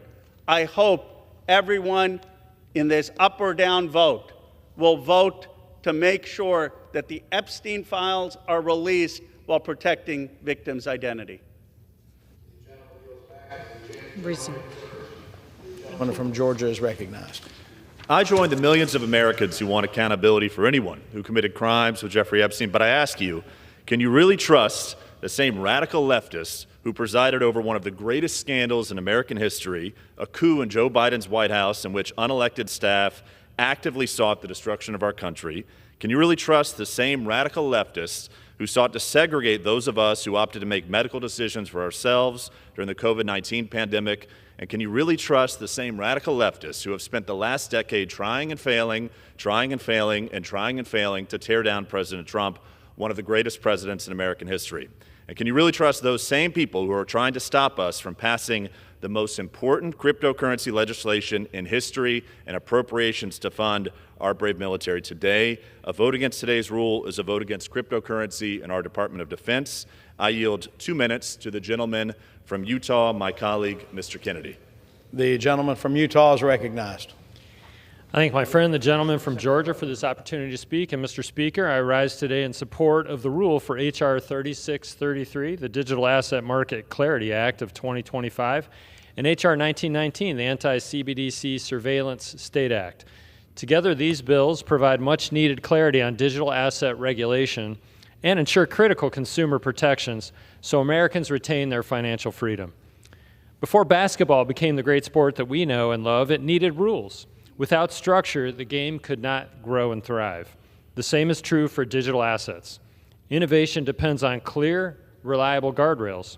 For too long, this space has been clouded by legal uncertainty and regulation by enforcement, leaving the industry without direction and consumers without protection. The Clarity Act addresses that gap. It defines the roles of the SEC and CFTC, establishes clear rules of the road for responsible innovation, and protects the rights of Americans to hold and use their own digital property. At the same time, the Anti-CBDC Surveillance State Act, which I co-sponsor, defends the foundational principles of financial freedom. A government-run central bank digital currency would allow unelected bureaucrats to surveil, program, and ultimately control how Americans spend their money. This legislation protects Americans by ensuring the Fed cannot issue CBDCs to individuals. Last year, Representative Tyler Clancy and I, in the state of Utah, passed a law banning CBDC, but we all recognize that state laws cannot pertain or prevail throughout the country. This bill allows us to establish security and protections for the American people all over our country. When the Chinese Communist Party thinks CBDC is a good idea, I think that tells us exactly how we should vote against CBDC. These bills promote free market innovation, protect privacy, and ensure the next generation of finance is built on American values, not federal overreach. I urge my colleagues to support this legislation, and Mr. Speaker, I yield back. Gentleman from Georgia reserves. Reserves. The gentlelady from Pennsylvania is recognized. Thank you, Mr. Speaker. I'm not sure what the gentleman from Georgia is talking about when he says that my amendment is offered as a product of radical leftists. I mean, I know that it's rare in D.C., but this amendment actually has broad bipartisan support from the far right, from the far left, from the middle. We just want to release the Epstein files, and that's why we've offered the amendment, and this body has the opportunity to vote on it. I don't understand why my Republican colleagues are suddenly so adamant about throwing up procedural hurdles to have the Epstein files released. At any rate, at this point, Mr. Speaker, I would yield 2 minutes to the gentleman from California, Mr. Sherman. The gentleman from California is recognized for 2 minutes.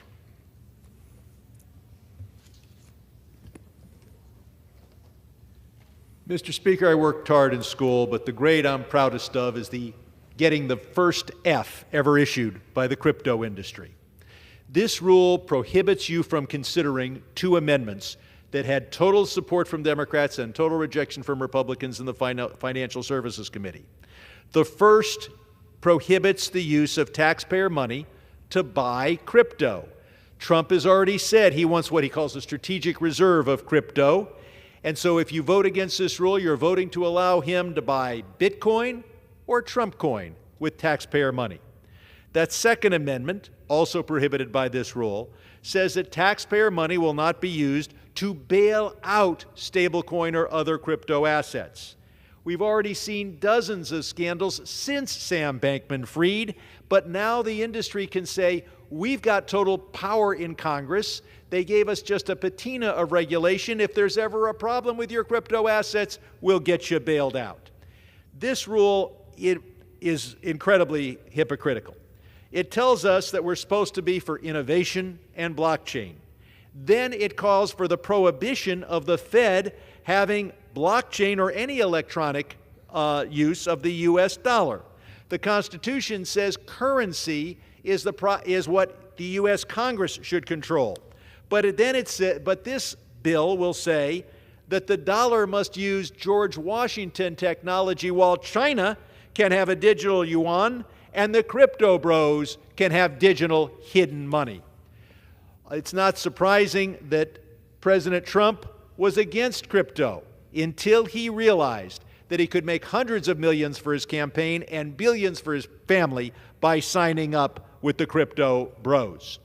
This is Crypto Week. It's also Tax Evaders Month, National Drug Dealers Day, and Human Traffickers Tuesday. Vote no on this rule. Release the Epstein files. And don't try to distract us and say that the reason we can't protect girls in our country is because... I'll ask for another 30 seconds. Yes. The gentleman is recognized. 30 seconds. And don't tell us we can't release the Epstein files because you hate Joe Biden or because you hate leftists. People on the right, people on the center, everyone who wants to protect girls in America says release the Epstein files now. I yield back.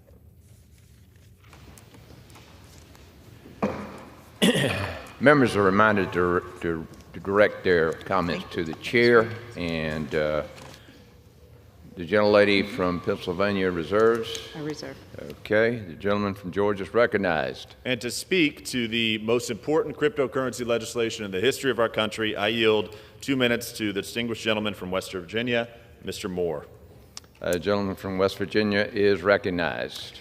Thank you, Mr. Speaker. I thank the gentleman from Georgia for yielding, and I rise in support of the Clarity Act, the Genius Act, and the Anti-CBDC Surveillance State Act. I am a co-sponsor, actually, of the Clarity Act, which creates clear, enforceable rules for digital commodity markets and gives innovators confidence to build here in the United States of America. Similarly, the Genius Act establishes a dollar-backed stablecoin, reinforcing the U.S. dollar's dominance in global financial markets.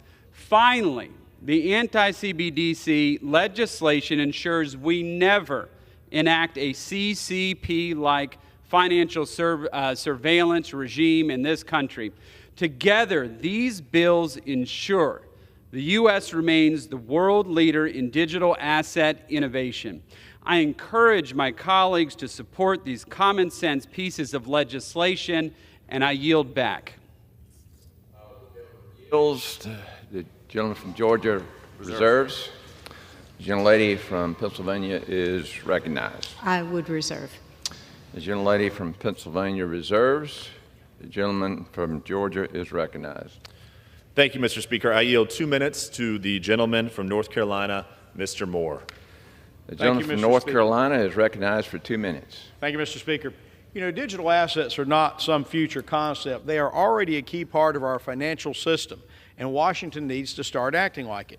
Nearly 1 in 3 Americans have used them in some form, and we cannot afford to let our adversaries, especially the Chinese Communist Party, write rules for these new financial frontier while we sit on the sidelines. That's why we're advancing these 3 critical pieces of legislation to make sure America stays the world leader in financial innovation. Under the Biden administration, Americans' innovators operated in a cloud of legal uncertainty at best. Folks had to choose between dealing with outdated rules or taking their ideas overseas. The Trump administration, however, has taken a much more forward-thinking approach, and now it's Congress's turn to step up. The Clarity Act changes this to establish clear regulatory language that allows for the protection of consumers while also giving innovators the certainty they need to build and grow right here in the United States. Stablecoins have shown real promise for faster, cheaper payments at home and abroad. They've opened access to the U.S. dollar for people who've never had that kind of financial stability before. But while the private sector has raced ahead, Washington has been stuck. The Genius Act fixes that. It gives stablecoin issuers a regulatory framework for strong reserves, real redemption rights, and smart risk management. And finally, the Anti-CBDC Surveillance State Act is about protecting liberty. It blocks the federal government from launching a central bank digital currency that could be used to track or control how law-abiding citizens spend their dollars. Together with these 3 bills, this is a big step forward. President Trump is making American leadership in financial tech a priority. These bills reflect that vision with clear rules, strong protections, and a real momentum to keep the dollar at the heart of global finance. Let's make crypto great again. I yield back. The gentleman from North Carolina yields. The gentleman from Georgia reserves. The gentleman from Georgia reserves. The gentlelady from Pennsylvania. I would inquire whether the gentleman is ready to close or if he has more witnesses. I'm ready to close upon. Okay, the gentlelady from Pennsylvania is recognized. Thank you. Mr. Speaker, last night in the Rules Committee, my Democratic colleagues and I offered multiple amendments to try to improve the crypto bills. We offered amendments to prevent the president and his closest relatives from profiting off crypto while he's in office. We offered amendments to protect investors and consumers and allow the kind of government oversight that is needed to protect our economy. All these amendments were rejected by committee Republicans. Last night, as we discussed the defense spending bill, we also pressed Republicans on how military families will be impacted by the Medicaid cuts in Republicans' big, ugly bill. About 850,000 military families on TRICARE also receive health care through Medicaid, particularly children with special needs. Those families may now see their health benefits cut or taken away as a result of the big, ugly bill. And that issue was not addressed in the defense spending bill. Our Republican colleagues didn't want to hear it, and I doubt we'll be able to prevent them from proceeding with this misguided crypto legislation today. But I will say this. If these bills become law, we can predict many more crypto scandals and crises and money laundering. A lot of people will lose a lot of money, and no one will face accountability for taking advantage of retail investors. I hope that day doesn't come. But it's bills like this that will determine the future of our financial system. Do we want a system that promotes speculation, bubbles, Ponzi schemes, and frauds, or one that promotes investment in innovative and productive businesses that grow the real economy in ways that benefits all Americans? Mr. Speaker, I urge my colleagues to vote no on the PQ and rule, and I yield back the balance of my time. Gentlelady from Pennsylvania yields back the balance of her time. The gentleman from Georgia is recognized. Mr. Speaker, this week the House has the ability to advance 4 pieces of legislation under this rule. H.R. 1919, the CBDC Anti-Surveillance State Act, which prohibits the Federal Reserve from issuing a central bank digital currency, CBDC, that undermines Americans' rights to financial privacy. H.R. 3633, the Digital Asset Market Clarity Act of 2025, also known as the Clarity Act, establishes clear, functional requirements for digital asset market participants, prioritizing consumer protection while fostering innovation. S. 1582, the Genius Act, which provides a clear regulatory framework for the issuance of payment stablecoins in the U.S., and H.R. 4016, the Department of Defense Appropriations Act of 2026, which provides critical resources to strengthen military readiness, support service members and their families, invest in next-generation defense capabilities, and ensure the United States can meet global threats with confidence and resolve. I urge my colleagues to join me in voting yes on the previous question, yes on the rule. Mr. Speaker, I yield back the balance of my time and move the previous question on the resolution. Gentleman has yielded. The question is on ordering the previous question on the resolution. Those in favor say aye. Aye. Those opposed say no. In the opinion of the chair, the ayes have it. Mr. Chair, I would request the yeas and nays. The yeas and nays are requested. Those favoring a vote by the yeas and nays will rise. A sufficient number having risen, the yeas and nays are ordered. Members will record their votes by electronic device. Pursuant to Clause 9 of Rule 20, the chair will reduce to 5 minutes the minimum time for any electronic vote on the question of adoption of the resolution and the motion to suspend the rules and pass H.R. 1717. This is a 15-minute vote.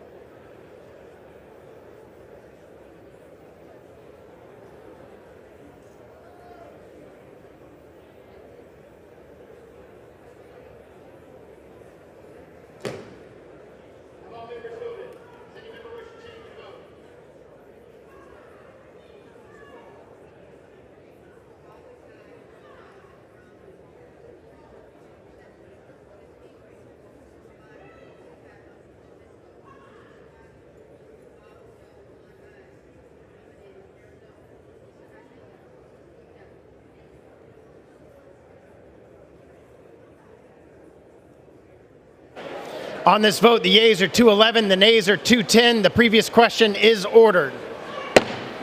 The question is on adoption of the resolution. Those in favor say aye. Those opposed say no. In the opinion of the chair, the ayes have it. I request a recorded vote. A recorded vote is requested. Those favoring a recorded vote will rise. A sufficient number having risen, a recorded vote is ordered. Pursuant to Clause 8 of Rule 20, further proceedings on this question will be postponed.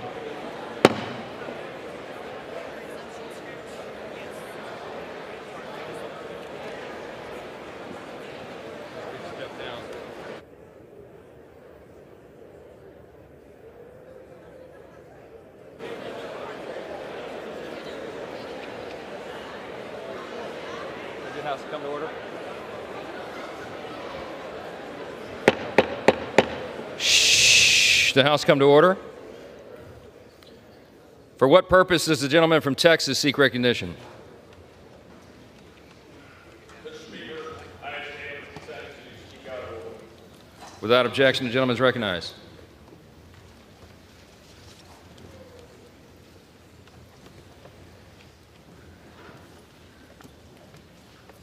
Speaker, I rise today mourning the loss of life in the state of Texas, but that touched profoundly everybody across this great country. So many people who are visiting this part of Texas.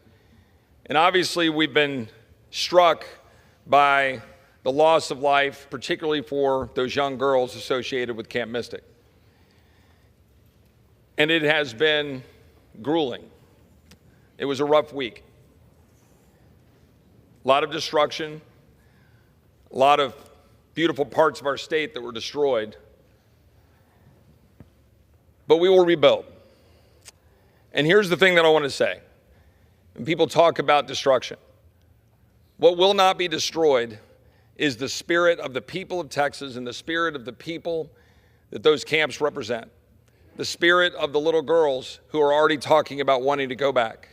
The spirit of the people associated with Dick Eastland, the camp director of Camp Mystic, who gave his life trying to save those little girls. The spirit of Jane Ragsdale, who lost her life saving 5 little girls.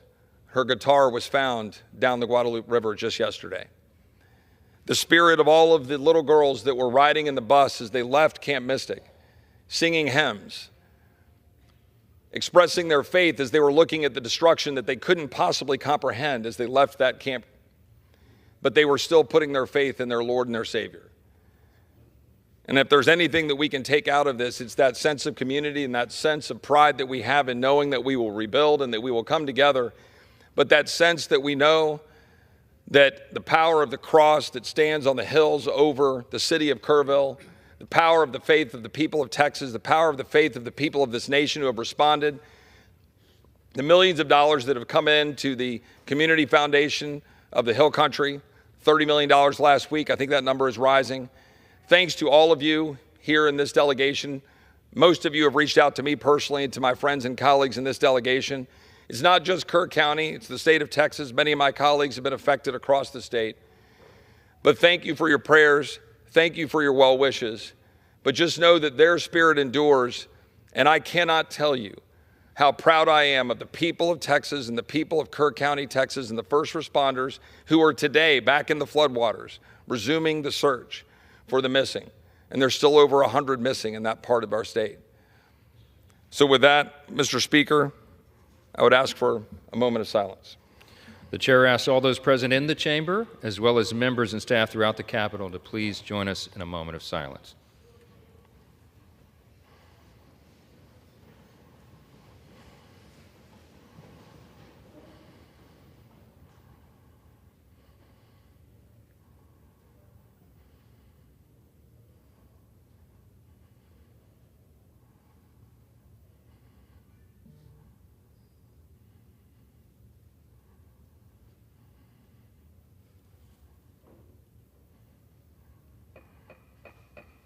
And Mr. Speaker, if I may, there are some little girls from Camp Mystic in the gallery, and I just want to thank you for being here.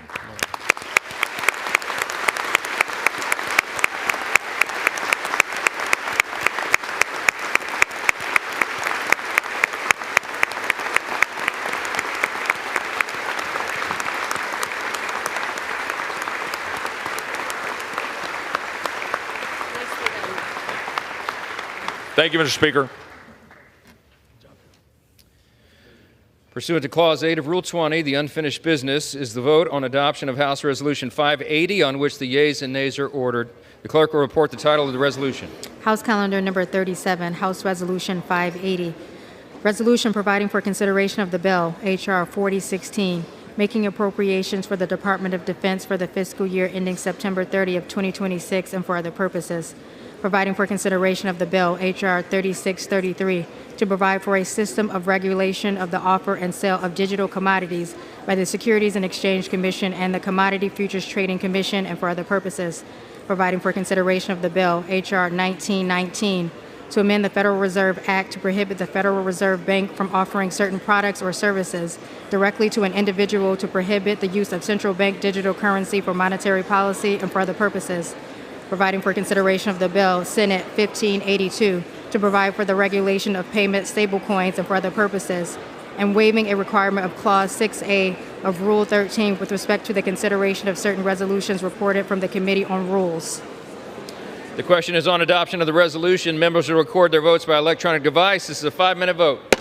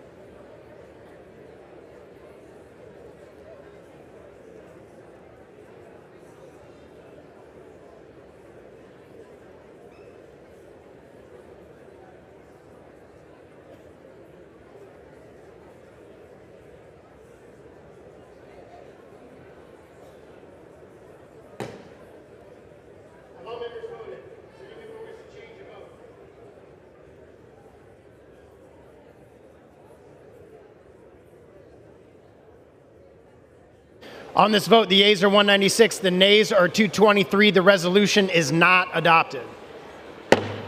For what purpose does the gentleman from Louisiana seek recognition? Speaker, Mr. Speaker, I have a motion at the desk. The clerk will report the motion. Mr. Scalise of Louisiana moves to reconsider the vote on adoption of House Resolution 580. Clerk will suspend.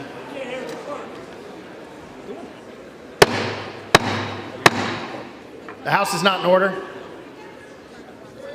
The clerk will report the motion. Mr. Scalise of Louisiana moves to reconsider the vote on adoption of House Resolution 580. The questions on the motion to reconsider. Those in favor say aye. Those opposed say no. In the opinion of the chair, the ayes have it. Mr. Speaker, Mr. Speaker. For what purpose, the gentleman? I ask for the yeas and nays. Yeah. The yeas and nays are requested. Those favoring a vote by the yeas and nays will rise. A sufficient number having risen, the yeas and nays are ordered. Pursuant to Clause 8 of Rule 20, further proceedings on this question will be postponed. Pursuant to Clause 8 of Rule 20, the unfinished business is the vote on the motion from the gentleman from Ohio, Mr. Latta, to suspend the rules and pass H.R. 1717, on which the yeas and nays are ordered. The clerk will report the title. Union Calendar Number 158, H.R. 1717, a bill to direct the Federal Communications Commission to establish a council to make recommendations on ways to increase the security, reliability, and interoperability of communications networks and for other purposes. The question is, will the House suspend the rules and pass the bill? Members will record their votes by electronic device. This is a 5-minute vote.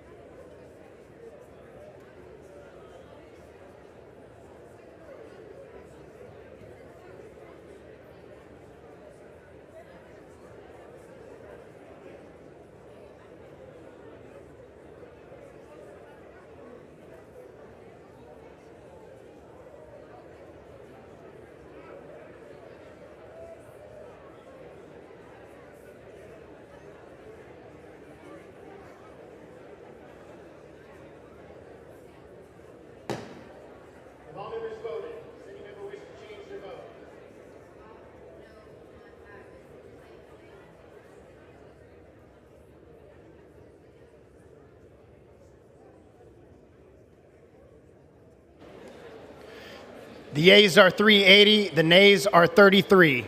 Two-thirds being in the affirmative, the rules are suspended. The bill is passed, and without objection, the motion to reconsider is laid on the table. Pursuant to Clause 12A of Rule 1, the chair declares the House in recess, subject to the call of the chair.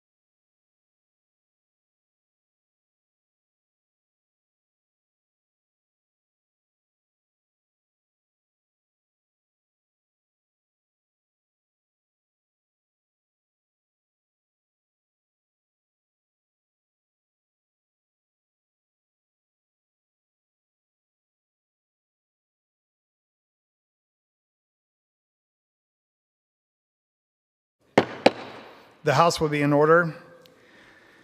The chair lays before the House a communication.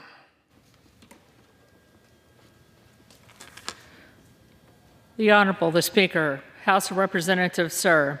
On July 15, 2025, pursuant to Section 3307 of Title 40, United States Code, the Committee on Transportation and Infrastructure met in open session, with a quorum being present, to consider 7 resolutions, including in the General Services Administration's capital investment and leasing programs. I have enclosed copies of the resolutions adopted by the Committee on Transportation and Infrastructure on July 15, 2025. Signed sincerely, Sam Graves, Chairman, Committee on Transportation and Infrastructure. Referred to the Committee on Appropriations. The chair lays before the House of communication. The Honorable the Speaker, House of Representatives, sir. Pursuant to the permission granted in Clause 2H of Rule 2 of the Rules of the U.S. House of Representatives, I have the honor to transmit a sealed envelope received from the White House on July 15, 2025 at 4:35 p.m., said to contain a message from the President on the continuation of the national emergency with respect to hostage-taking and the wrongful detention of United States nationals abroad. Signed sincerely, Kevin F. McCumber, Clerk of the House. The clerk will read the message.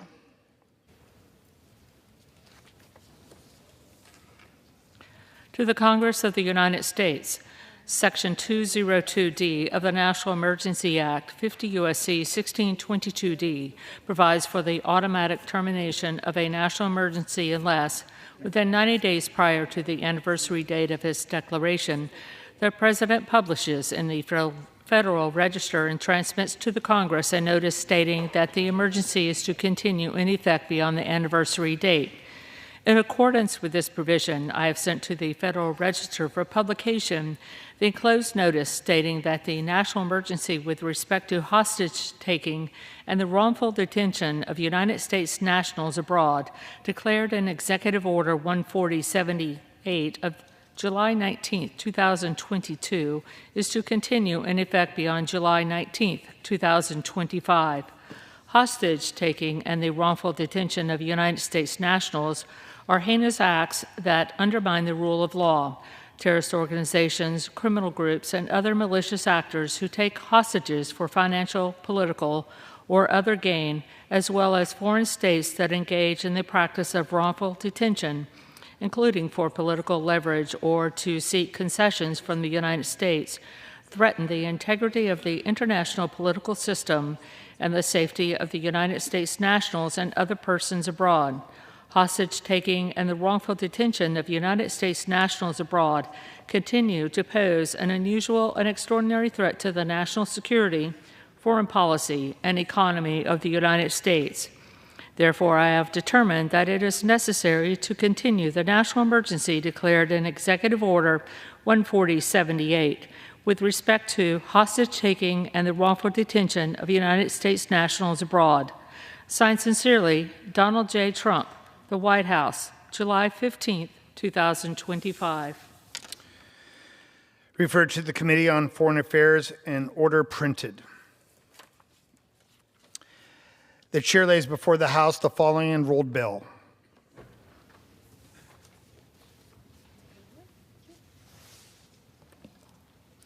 H.R. 517, an act to amend the Internal Revenue Code of 1986 to modify the rules for postponing certain deadlines by reason of disaster.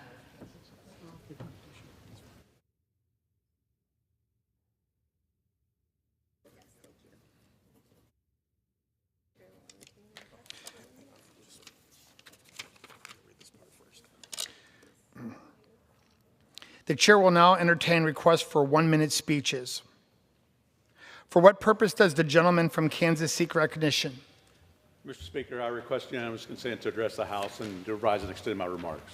Without objection, the gentleman from Kansas is recognized for 1 minute. Mr. Speaker, I rise to recognize and celebrate the life of Eric Jocham of Granby, Massachusetts, who was an intern in my office. Eric's life was tragically cut short by a senseless act of violence in our nation's capital. Eric was an innocent bystander who was gunned down as he walked down the street less than 1 mile from the White House. I want to offer my prayers and condolences to Eric's family, friends, and loved ones. Eric was a rising senior at the University of Massachusetts Amherst who came to Washington to participate in our government. He was kind and friendly presence in my office, greeting everyone who came through the door with a smile. The loss of Eric will be felt for a long time. We will never forget his presence and kindness in my office. Those he met in his short term in my office will not forget him either. Eric Jackham was a dedicated and thoughtful and kind person who loved our country, and he gave his life in the service to others. I thank him for his service and for the impact he had on our lives. May he rest in peace. Mr. Speaker, I yield to the gentleman from Massachusetts. Mr. Speaker, I want to thank the gentleman from Kansas, Mr. Estes, in paying tribute to Eric Tarpinian Jackham of Granby, Massachusetts, who tragically lost his life here in Washington. Eric was a rising senior at the University of Massachusetts, a proud graduate of Granby Public Schools, and a young man of great promise. He came to the Capitol eager to learn, contribute, and serve the people and this great institution, only motivated by idealism and a commitment to public service. Through his determination and intellect, he accomplished all of that. Those who were close to Eric speak of his thoughtfulness, curiosity, and noteworthy commitment to learning about his government. He loved archery, fishing, and the great outdoors, but surely it will be his character that is remembered most. To his parents, Tamara and Robert, his siblings, Angela and Jeremy, and all who loved him, including his best buddy, Hunter, our deepest condolences to you on behalf of the United States of America, and may his memory be a blessing for all of us. And I yield back to the gentleman from Kansas. Mr. Speaker, I ask that the House observe a moment of silence to remember Eric Jackham.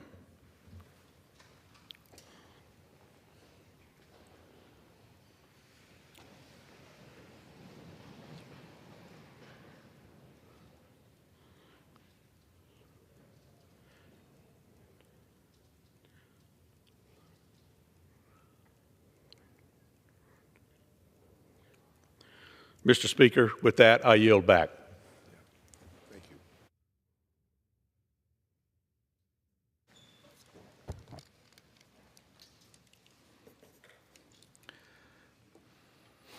For what purpose does the gentleman from Rhode Island seek recognition? 1 minute. Revise and extend my remarks. Without objection, the gentleman from Rhode Island is recognized for 1 minute. Mr. Speaker, I rise today for the 28th time to call on the Trump administration to restore life-saving food aid for malnourished children. And I see some of my friends and colleagues are here who perhaps haven't heard this before, so I'll set aside my prepared remarks. This is Plumpy Nut. It is a peanut paste that is used to treat children with malnutrition whose organs are no longer able to process food because they are starving. And prior to January, the United States of America saved the lives of millions of children by shipping this peanut paste that is manufactured here in the United States to children around the world. Now, that program was halted when funding for USAID was stopped by this administration, the Trump administration. However, the Trump administration has said repeatedly that they intend to restore funding for this program. Marco Rubio has said it. Elon Musk said it when he was still running Doge. But they have still yet to do it. There are thousands of boxes of this product sitting in warehouses in Georgia and in Rhode Island. And all that we need is for someone in the administration to sign a piece of paper to get the shipments going again. Every day that we do not is a day that children are starving. We are not asking the administration to change their policy, just to deliver on their stated policy, restore the shipments, save lives. With that, I yield back. For what purpose does the gentleman from California seek recognition? Mr. Speaker, I seek unanimous consent to address the House for 1 minute and revise and extend my remarks. Without objection, the gentleman from California is recognized for 1 minute. Thank you, Mr. Speaker. Well, with the budget reconciliation package now signed into law, we're finally taking real steps to fix our forests, something we've needed for many years in California and all over the West. The law directs the Forest Service to increase timber sales by 250 million board feet each year, and the Bureau of Land Management by another 20 million. Now you might wonder, like, wow, 250 million, that sounds like a lot, except if you knew that our forests are growing 10 times the amount of board feet versus what's being taken out each year, you know that we're going to fall farther and farther behind unless we get more aggressive on forest management policy. Therefore, we will get many more million-acre wildfires, smoke plumes coming all the way to the East Coast, as came from my district and what was known as the Dixie Fire just a few years ago. So we'll get more and more dead trees coming out of the forests, more logs heading to our local mills. Why is the U.S. the #1 importer of wood products when we're burning it in our own western states? There'd be less fuel sitting there waiting to burn if we're taking this stuff out of the forest. Northern California is very important. The western states very important. We've lived through these devastating wildfires time and time and time again, and we're getting really tired of it. Better forest management isn't an option, it's a necessity. This is the people's lands, the people's asset. If the federal government isn't going to take care of them, then we need to find more partners to do it otherwise.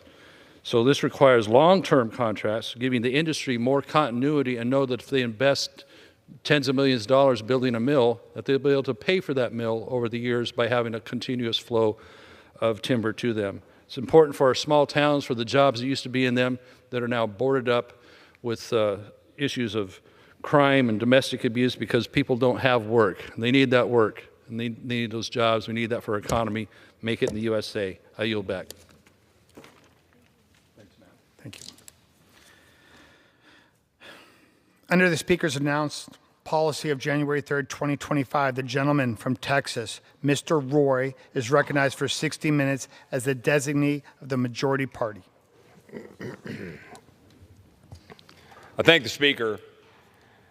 Earlier today here on the House floor, I rose to lead the Texas delegation, my friends, and this entire body in a moment of silence for all of those who have been affected by the floods in Texas, and in particularly those that were affected in the district in which I'm proud to represent in Central Texas.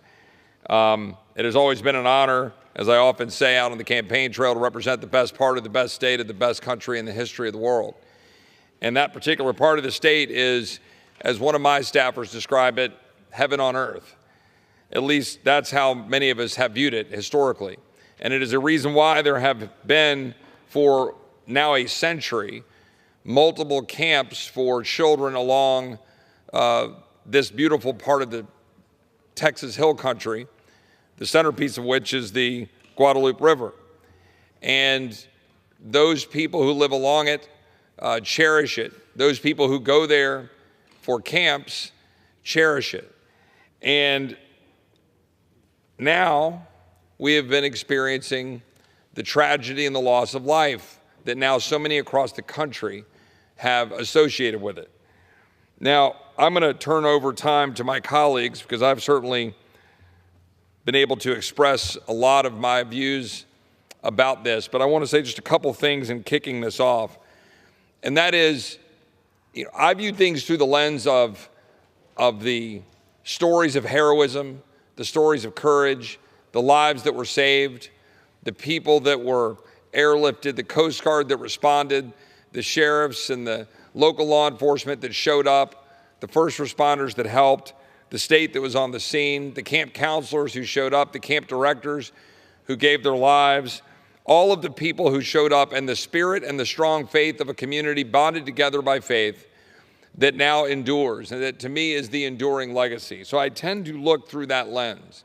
But I don't think we should miss this moment for the people of this nation to understand, from those of us who understand Texas best, to understand how horrific this truly was. When I went on the scene, and several of us were there quickly for a variety of reasons, which we'll all hear about in a minute, but when I went on the scene on the night of July 4th, and then again on the 5th and the 6th, and then driving out to go look at the damage and meet with my constituents and meet with people affected, it looked like an F5 tornado had just rolled down the river. 100-year-old trees just leveled and flattened, houses that were totally destroyed and lifted off the foundation, debris, pickup trucks fully buried with a little part of it sticking out of the ground. And of course, as we've been talking about the extraordinary loss of life, we are now at well over 100 individuals who are known to have deceased that are officially known in Kerr County, but many more expected, and well over 100 individuals that are missing. And of course, now somewhat of note for the entire country are these wonderful little girls associated with Camp Mystic. Now, my children are 15 and 14. They are rising sophomore and freshmen. Many of their schoolmates, many of their friends go to Camp Mystic or go to Camp La Junta or go to one of the other wonderful camps up and down this area and part of Texas. It is hard to put into words how much this is a part of the fabric of our community in Central Texas, but really particularly the entire state of Texas and even nationwide. We have many of our colleagues who are impacted by this, colleague from Georgia, other colleagues across the entire nation. I had colleagues from Alabama who are reaching out because they had constituents who were lost. It's a wonderful vacation spot that was obviously turned on its head. But the extraordinary impact is going to be felt for a long time. And we're going to have to rebuild, and we're going to have to take the time and the energy necessary to do it. But it is, as I believe the spirit of the entire community that will endure. And as I said earlier, and I'll talk about more of this later, it is for me the enduring image of those little girls leaving the camp, singing hymns while they surveyed the damage, and the people that showed up with crosses, the people who showed up in prayer groups, the people who showed up from churches, the Samaritan's Purse volunteers who showed up within days to clean out mud, and the people who have rallied around this community, and the people across this country who have done so through faith and through belief and through the power of what these little girls represent, and the charm bracelets that they wear that are made by the local jewelry store, James Avery, that are a part of the rich history and tradition. I could go on, but my colleague from West Texas, he has personal experience with this because his family has been associated with these camps for generations. And I'm going to let my friend, Mr. Pfluger, fill in a little bit of the personal nature of this, and then I look forward to hearing from the remainder of my colleagues from the Texas delegation. With that, I will yield to my friend from Texas. Well, I thank my colleague and want to say that he's done a great job of representing in a very tough time. It's easy to lead when times are good, but when times are tough, you see character, and Mr. Roy has done a very nice job, an extraordinary job of leading in a very challenging situation. It's with heavy heart that I rise today to honor all of the lives that were lost during this devastating, tragic series of floods that swept through Central and West Texas last week, and to recognize the bravery and the selflessness of the heroes who stepped up when they were needed most.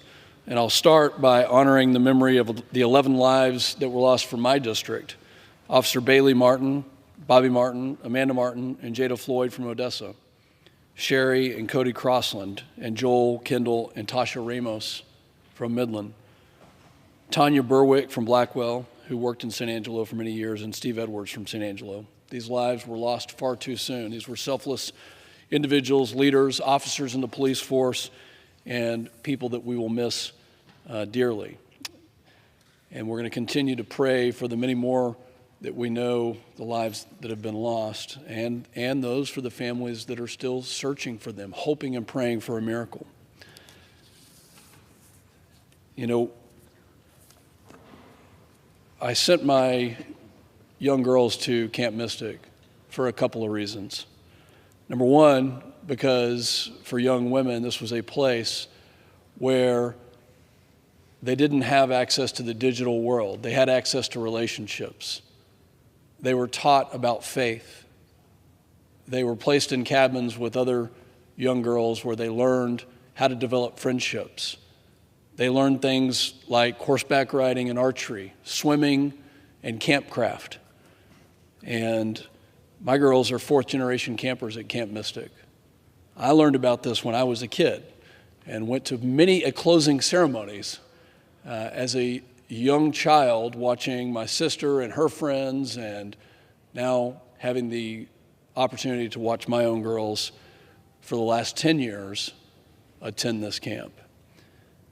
And I want to say that my wife Camille and I are eternally grateful that we are reunited with my two daughters who were present at the camp during this tragedy. And while we rejoice their safety, and I will be forever grateful to God for sparing their lives, we are mourning and deeply grieving the many families who are having to say goodbye to their loved ones, to their daughters, up and down the river, campers who were there for the 4th of July to celebrate our nation's independence, to celebrate being with families. It's just unimaginable, the grief. And it's unimaginable the heartbreak, especially those young kids and those young girls specifically at Camp Mystic. I want to honor Dick Eastland, who is the owner of Camp Mystic, a man that I've known my entire life, a man who gave his life trying to save campers at Camp Mystic.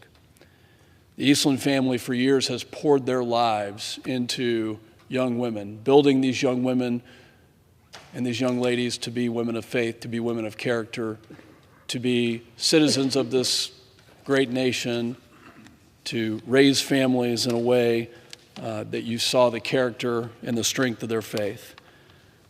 And you know, Dick Eastland and the entire Eastland family they're like many other families throughout this country that run camps, whether it be Boy Scout camps, Girl Scout camps, YMCA camps, summer camps, church camps, it doesn't matter. But these camps are important for our nation.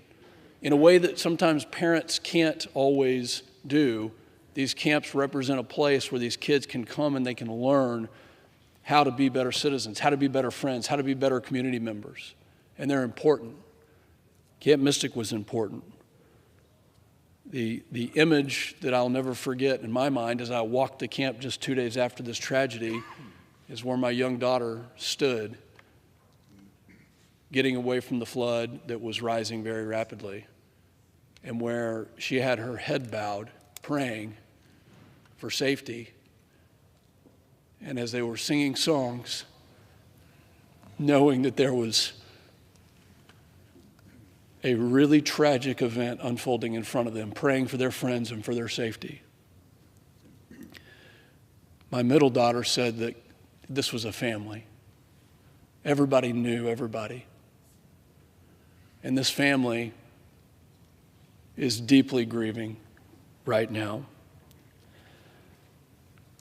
I hope that this serves as a wake-up call to our nation, that it serves as a wake-up call for us to congratulate and celebrate the countless heroes, some of whom gave their lives.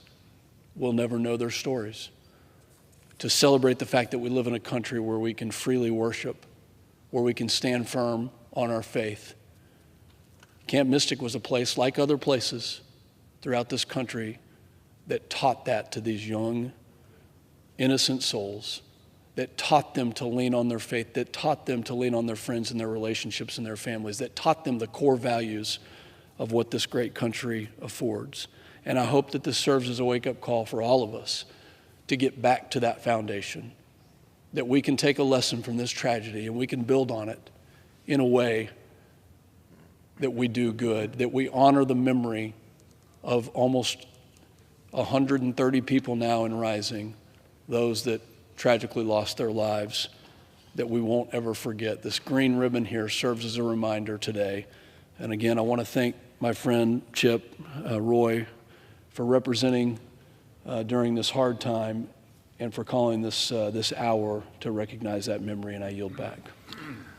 Well, I thank my friend from West Texas and appreciate his sharing with the country and with all of us, with our colleagues, the testimony of his little girls and his family and their connection to Camp Mystic. And he has been an extraordinary representative of Camp Mystic and those camps, and has shown great leadership himself as we're all looking forward to finding ways to make sure these camps rebuild. And before I recognize the next speaker from Texas, Coach Roger Williams, I want to note that our colleague Buddy Carter is in Dallas as we speak at the funeral of a little girl and his family. And Buddy Carter represents Georgia, I think down near Savannah. And his, I think, grandniece is being buried in Dallas-Fort Worth, and he's there with his family now, just to show how far-reaching this was and how many people it touched. And Buddy's granddaughters were also at Camp Mystic, but survived. And so this is touching almost everybody in this chamber one way or another. With that, I would like to yield 3 minutes to our esteemed coach and friend, Roger Williams.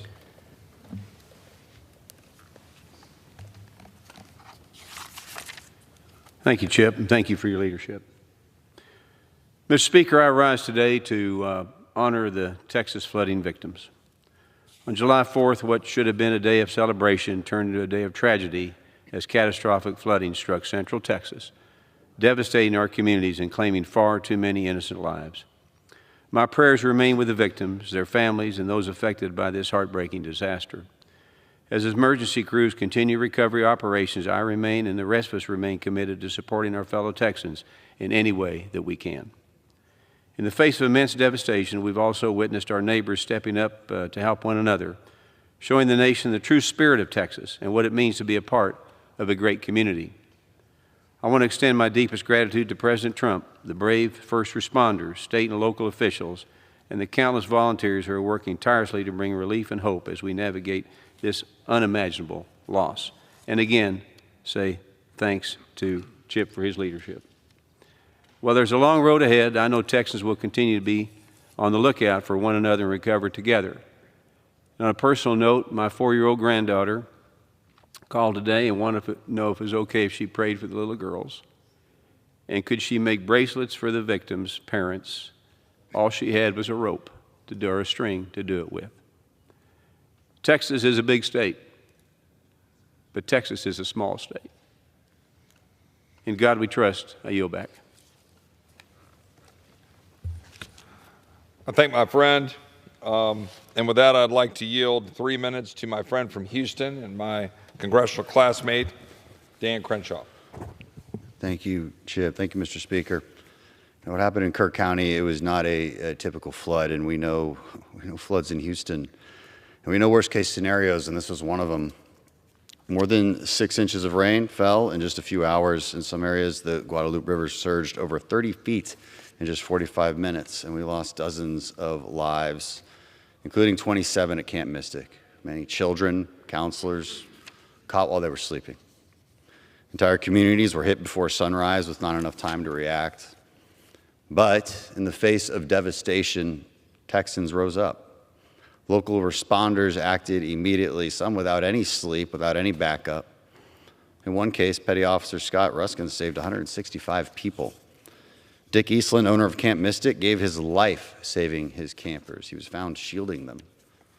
Emma Foltz bravely led her bunkmates to safety. Julian Ryan sacrificed himself for his fiancée and children.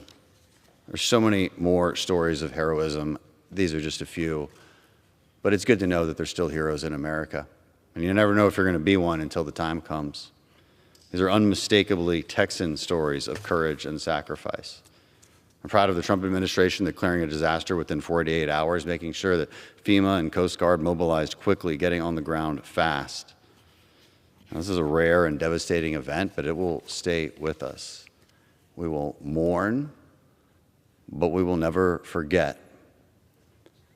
And we pray that we can prove worthy of those we have lost, prove worthy in our own lives of those heroes and those survivors. I can't help but think of what I saw just a few days ago. Thousands of people lined the streets in my district in Kingwood as they brought back the Wilson family. Shiloh Wilson, a 12-year-old boy, out there for a rodeo competition. Him and his parents both lost, and now they can rest together because of the volunteers and the first responders that got them back home. And what an amazing sight to see thousands of people back home lining the streets awaiting their arrival. These people will never be forgotten, and I'm proud to stand here with my colleagues today to make sure that doesn't happen. I yield back. I thank my friend from Houston. Appreciate his sober remarks and recognition of so many heroic actions. And with that, I would like to recognize my friend, Keith Self. Thank you, Chip. Thank you, Chip. Thank you, August, for those personal memories. Thank you to Morgan Luttrell, our Texas colleague who has been in the river recovering bodies. When I look at the Texas flag, I see more than a symbol. I see a legacy of grit, resilience, and a people who never fail to rally when faced with adversity. The devastating floods that swept through Chip Roy's district brought unimaginable loss. Homes were destroyed, families were torn apart, entire communities were forever changed. In the midst of destruction, Texans are still standing tall. We remain strong as we always have, ever in the face of overwhelming hardship. My wife Tracy, my team, and I continue to pray for the victims and the families affected by this tragedy. As Christians, we are called to be there for one another. Ecclesiastes 4, verses 9 and 10 remind us, 2 are better than 1 because they have a good return for their labor. If either of them falls down, one can help the other up. In the wake of this disaster, our Texas communities embodied those verses. Neighbors helped neighbors, strangers became friends, legislators became volunteers, local businesses donated millions to support recovery, and ordinary Texans became extraordinary heroes. More than 12,000 volunteers have flocked to Kerr County to help with search and recovery efforts. Together, we lift one another up. Texans have also always exhibited an undeniable gift and a deep-rooted spirit of resilience. In the face of tragedy, we do not break. We build, we rally, we rise. As we begin the painful process of moving forward, let us never forget the lives that were lost, their families, their stories, their names. I pray that when their sorrows begin to ebb, that cherished memories will begin to offer comfort, that all of us will remain mindful of the fragility of life and the strength found in the unity forged by the bonds of grief. May the peace that passes all understanding be felt by those whose hearts are broken, and may all Texans find hope in the unwavering spirit that binds us together. Finally, let us remember that the Lone Star State is not only defined by its wide open spaces and rugged land, but by its people and by the guiding spirit and will of our Creator. We will rebuild, we will recover, and we will remain Texas tough. Thank you, Chip, for this opportunity. I thank my friend and appreciate his kind remarks. And I'm going to ask Judge Carter, my neighboring district just north of Austin, to come deliver a few remarks. I'll recognize him for 3 minutes. His district has also been directly impacted by flooding, and I'm sure he'll have something to say about that. But right before he begins, I do want to reiterate something that I believe Mr. Self referred to, and maybe Mr. Crenshaw, and that is our colleagues who have stepped up. Guys like he mentioned, our friend Morgan Luttrell, who has been not in front of cameras. He's not been doing anything other than taking his training to do diving and looking for bodies in the river and doing the hard work and joining in and stepping up. I believe his brother's with him, other great patriots that have joined that effort, and there have been people from all over the country who have joined that effort. Our friend, Mr. Clay Higgins from Louisiana, he came over. He himself engaged. He's a former sheriff and has training that was on point. And so we've had a lot of folks from our community step up to try to help, and I'm deeply grateful. With that, I'll yield 3 minutes to my friend, Judge Carter. And I thank my friend, and I agree with everything you said. Luttrell, he's an amazing guy. I rise today with a heavy heart. On behalf of the people of Texas and the 31st District and the hill country of Texas, the most beautiful part of our state. Over the last 12 days, Texans have witnessed horrific tragedies, incredible acts of bravery, and unwavering spirit of our state. In my district, we lost 8 souls. and one remains unaccounted for. These people were friends, neighbors, mothers and fathers. My deepest condolences go out to the families mourning these unimaginable losses. This tragedy has made its mark on every corner of our state, but especially Kerr County. More than 130 people were lost. I understand it's lower than that now. Still more than 100 lost their lives, and over 160 people remain unaccounted for. My heart goes out to every family that will never be the same. It's hard to imagine dropping your kid off at camp, feeling comfortable about going home, and getting the news of something like this disaster. I have 4 children and 7 grandchildren, and it's just unimaginable to me. In the face of this disaster, Texans have shown the world exactly who we are: strong, faithful, and steadfast in our belief that we can take care of each other. We've seen first responders bravely rescue hundreds of Texans, and we've seen them bear the weight of the recovery effort. We've seen volunteers band together to support those who lost everything. The road ahead will be long, but I want Texans to hear that you are not alone. We mourn together. We will rebuild together, and we will carry each other's forward, because that's what we do, the people of Texas. May God bless each and every one of you and comfort you in your loss. And for those heroes among us, and for this great state of Texas, blessings and grateful thanks. I yield back. Thank you, Judge Carter. Thank you for your leadership. Thank you for representing your district so well and looking out for those that were impacted by the storms and the floods in your own area. Deeply appreciative of your remarks. Thank you. Thank you. And now for a colleague of mine who is deeply familiar with storms and flooding, because he represents the southeast part of the state of Texas, although it's a different kind of flooding typically. But I want to just personally offer my thanks and gratitude to my friend, Brian Babin. All of my colleagues have stepped up and have called and offered support and help. But in particular, I would say my friend, Mr. Babin, he and his team have been there and, picking up phone calls from my office, helping out, do whatever's needed, offering guidance. They've experienced this kind of thing a little more often than we have, but we're deeply grateful, and I'd be delighted to yield 3 minutes to my friend, Brian Babin.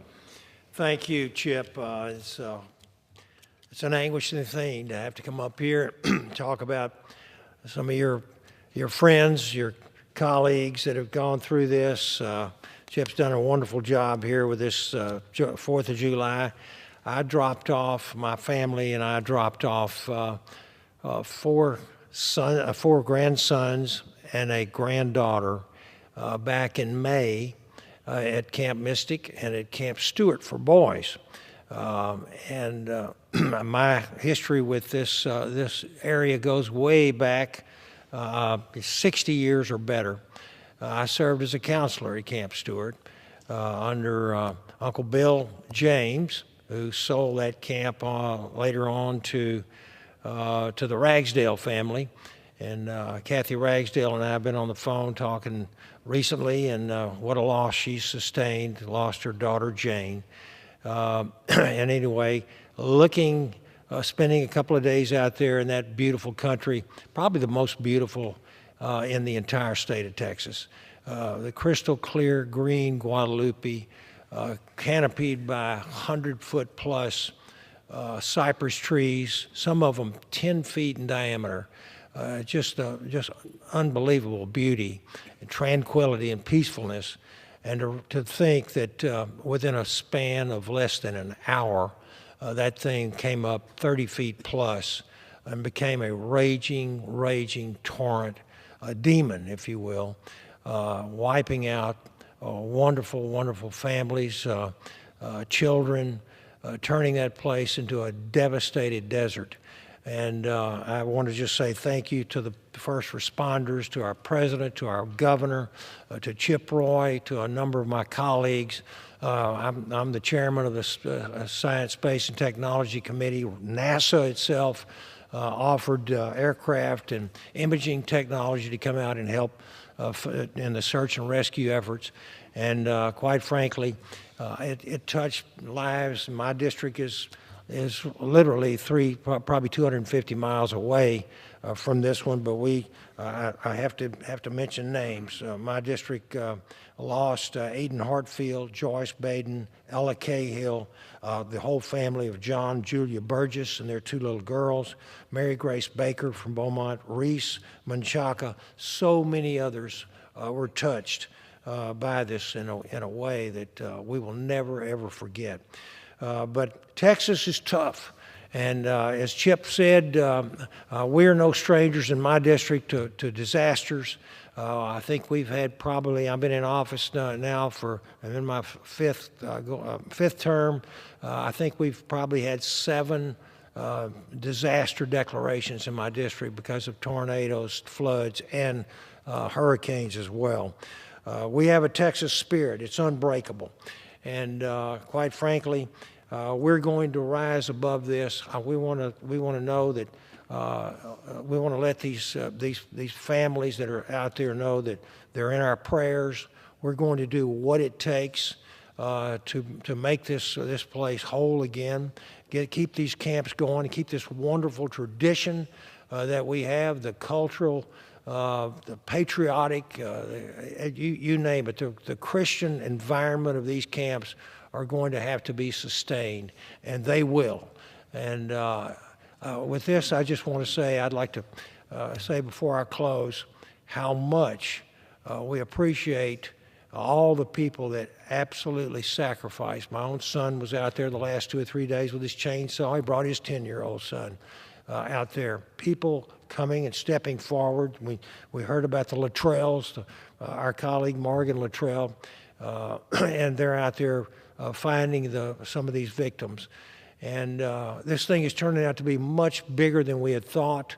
At first we thought maybe there would be a couple of dozen people lost here, but we're looking at close to 300. And by the time it's all done, I'm just not sure how disastrous this thing's going to be. But Lord, we want to thank you for your blessings, your love, your mercy, and we are going to rise above this because we are Texans. We pull together and we keep our faith in our Heavenly Father, and I want to yield back. Thank you, Brian. Thank you for your steadfast leadership and your friendship. Thank you, brother. Appreciate you. And I'm going to invite another friend of mine, no stranger to floods, from southeast part of the state, my friend Randy Weber. And as he's coming up with the microphone, I do want to point out the extent to which this delegation, I know, is grateful for the leadership of our governor, of Governor Abbott, of the head of the Texas Department of Emergency Management, Nim Kidd, of the countless individuals and public servants affiliated with the Department of Public Safety, its head, Freeman Martin, the folks that are associated with the Sheriff's Department in Kirk County, throughout the region, the other areas affected by floods. I can't name everybody. The city manager in Kerrville has done a fantastic job. We've just had so much fantastic leadership of people in the state of Texas stepping up. And as Brian said, so many volunteers from across the state. We continue to, I want to be very clear, all of this is current and present. The search continues. It continues today. They're engaged right now, and we're deeply appreciative for it. And with that, I would like to yield 3 minutes to my good friend, Randy Weber. Thank you, Chip. Folks, our hearts are breaking across the Lone Star State, especially for our dear friend and colleague, Congressman Chip Roy, and his beautiful district, as they recover from unimaginable devastation caused by those 4th of July floods. In the dead of night, the Guadalupe River surged more than 20 feet in just 45 minutes. Think about that. 20 feet. Families were forced to fight for their lives. Homes were overtaken. Children at summer camps ran for safety. It was the worst case scenario and one that was unfolding in total darkness. Now, Mr. Speaker, down on the Gulf Coast, we're no strangers to disasters, as Chip mentioned. We know hurricanes. We've weathered our fair share of storms, but this was something else. Sudden, swift, and heartbreaking. This was the very center of Texas, the very part of the heart of the center of Texas. And Texans across the nation felt it. Many knew someone who was impacted. We've all seen the images, Mr. Speaker. We've heard the stories. The pain is real. The loss is deep. But through it all, our God is still great. Even in the midst of destruction, the light of faith and courage shone through and still shines through. Children gathered were heard singing hymns. Neighbors rescued neighbors, Mr. Speaker. Total strangers became heroes. Our first responders and our great Coast Guard saved countless lives. Everyday Texans stepping up, Mr. Speaker, helping with cleanup and recovery, giving comfort where it was needed the most. Sadly, Mr. Speaker, we also mourn the lives lost. From my district, 5 precious souls, along with the countless, as was said, maybe up to 300. District 14 lost 5 precious souls. Mary Grace Baker, attending Camp Mystic, whose young life was so tragically cut short. Ella Cahill, Joyce Catherine Baden, and Aiden, excuse me, Mr. Speaker, Hartfield, all from Beaumont, my district, celebrating Independence Day together. And Brad Perry, a volunteer firefighter from Link City, who together with his wife was washed or swept in his RV by the floodwaters. His wife, Tina, was miraculously rescued after clinging to a tree for 5 hours. These were the mothers, the fathers, the daughters, the sons and friends. Their losses felt deeply, not just in our hometowns, in their hometowns, but across Texas and beyond. And we do thank Governor Abbott and President Trump for coming and supporting and making a way and making sure that we had every resource that we needed. Mr. Speaker, it's been said here, Texans are tough. We rally, we rebuild, and more than anything, we pray. We pray for Congressman Chip Roy's district. We pray for every grieving family. We pray for healing, for strength, and for the peace that only God Almighty can bring. May we, Mr. Speaker, as leaders, never forget our duty to stand beside them, not just in words, but in action. And I'll end, Mr. Speaker, by saying, God bless Texas, and may God bless the families walking through this storm. I yield back. Thank my friend, Randy Weber. Thank him for his leadership and his kind words. And I'm going to represent my friend Nathaniel Moran, who represents a good number of my family in East Texas, and is just one of the great lights in our delegation, a good man with whom I'm very proud to serve, and I would yield 3 minutes to my friend, Mr. Moran. Thank you, Mr. Roy, and thank you, Mr. Speaker.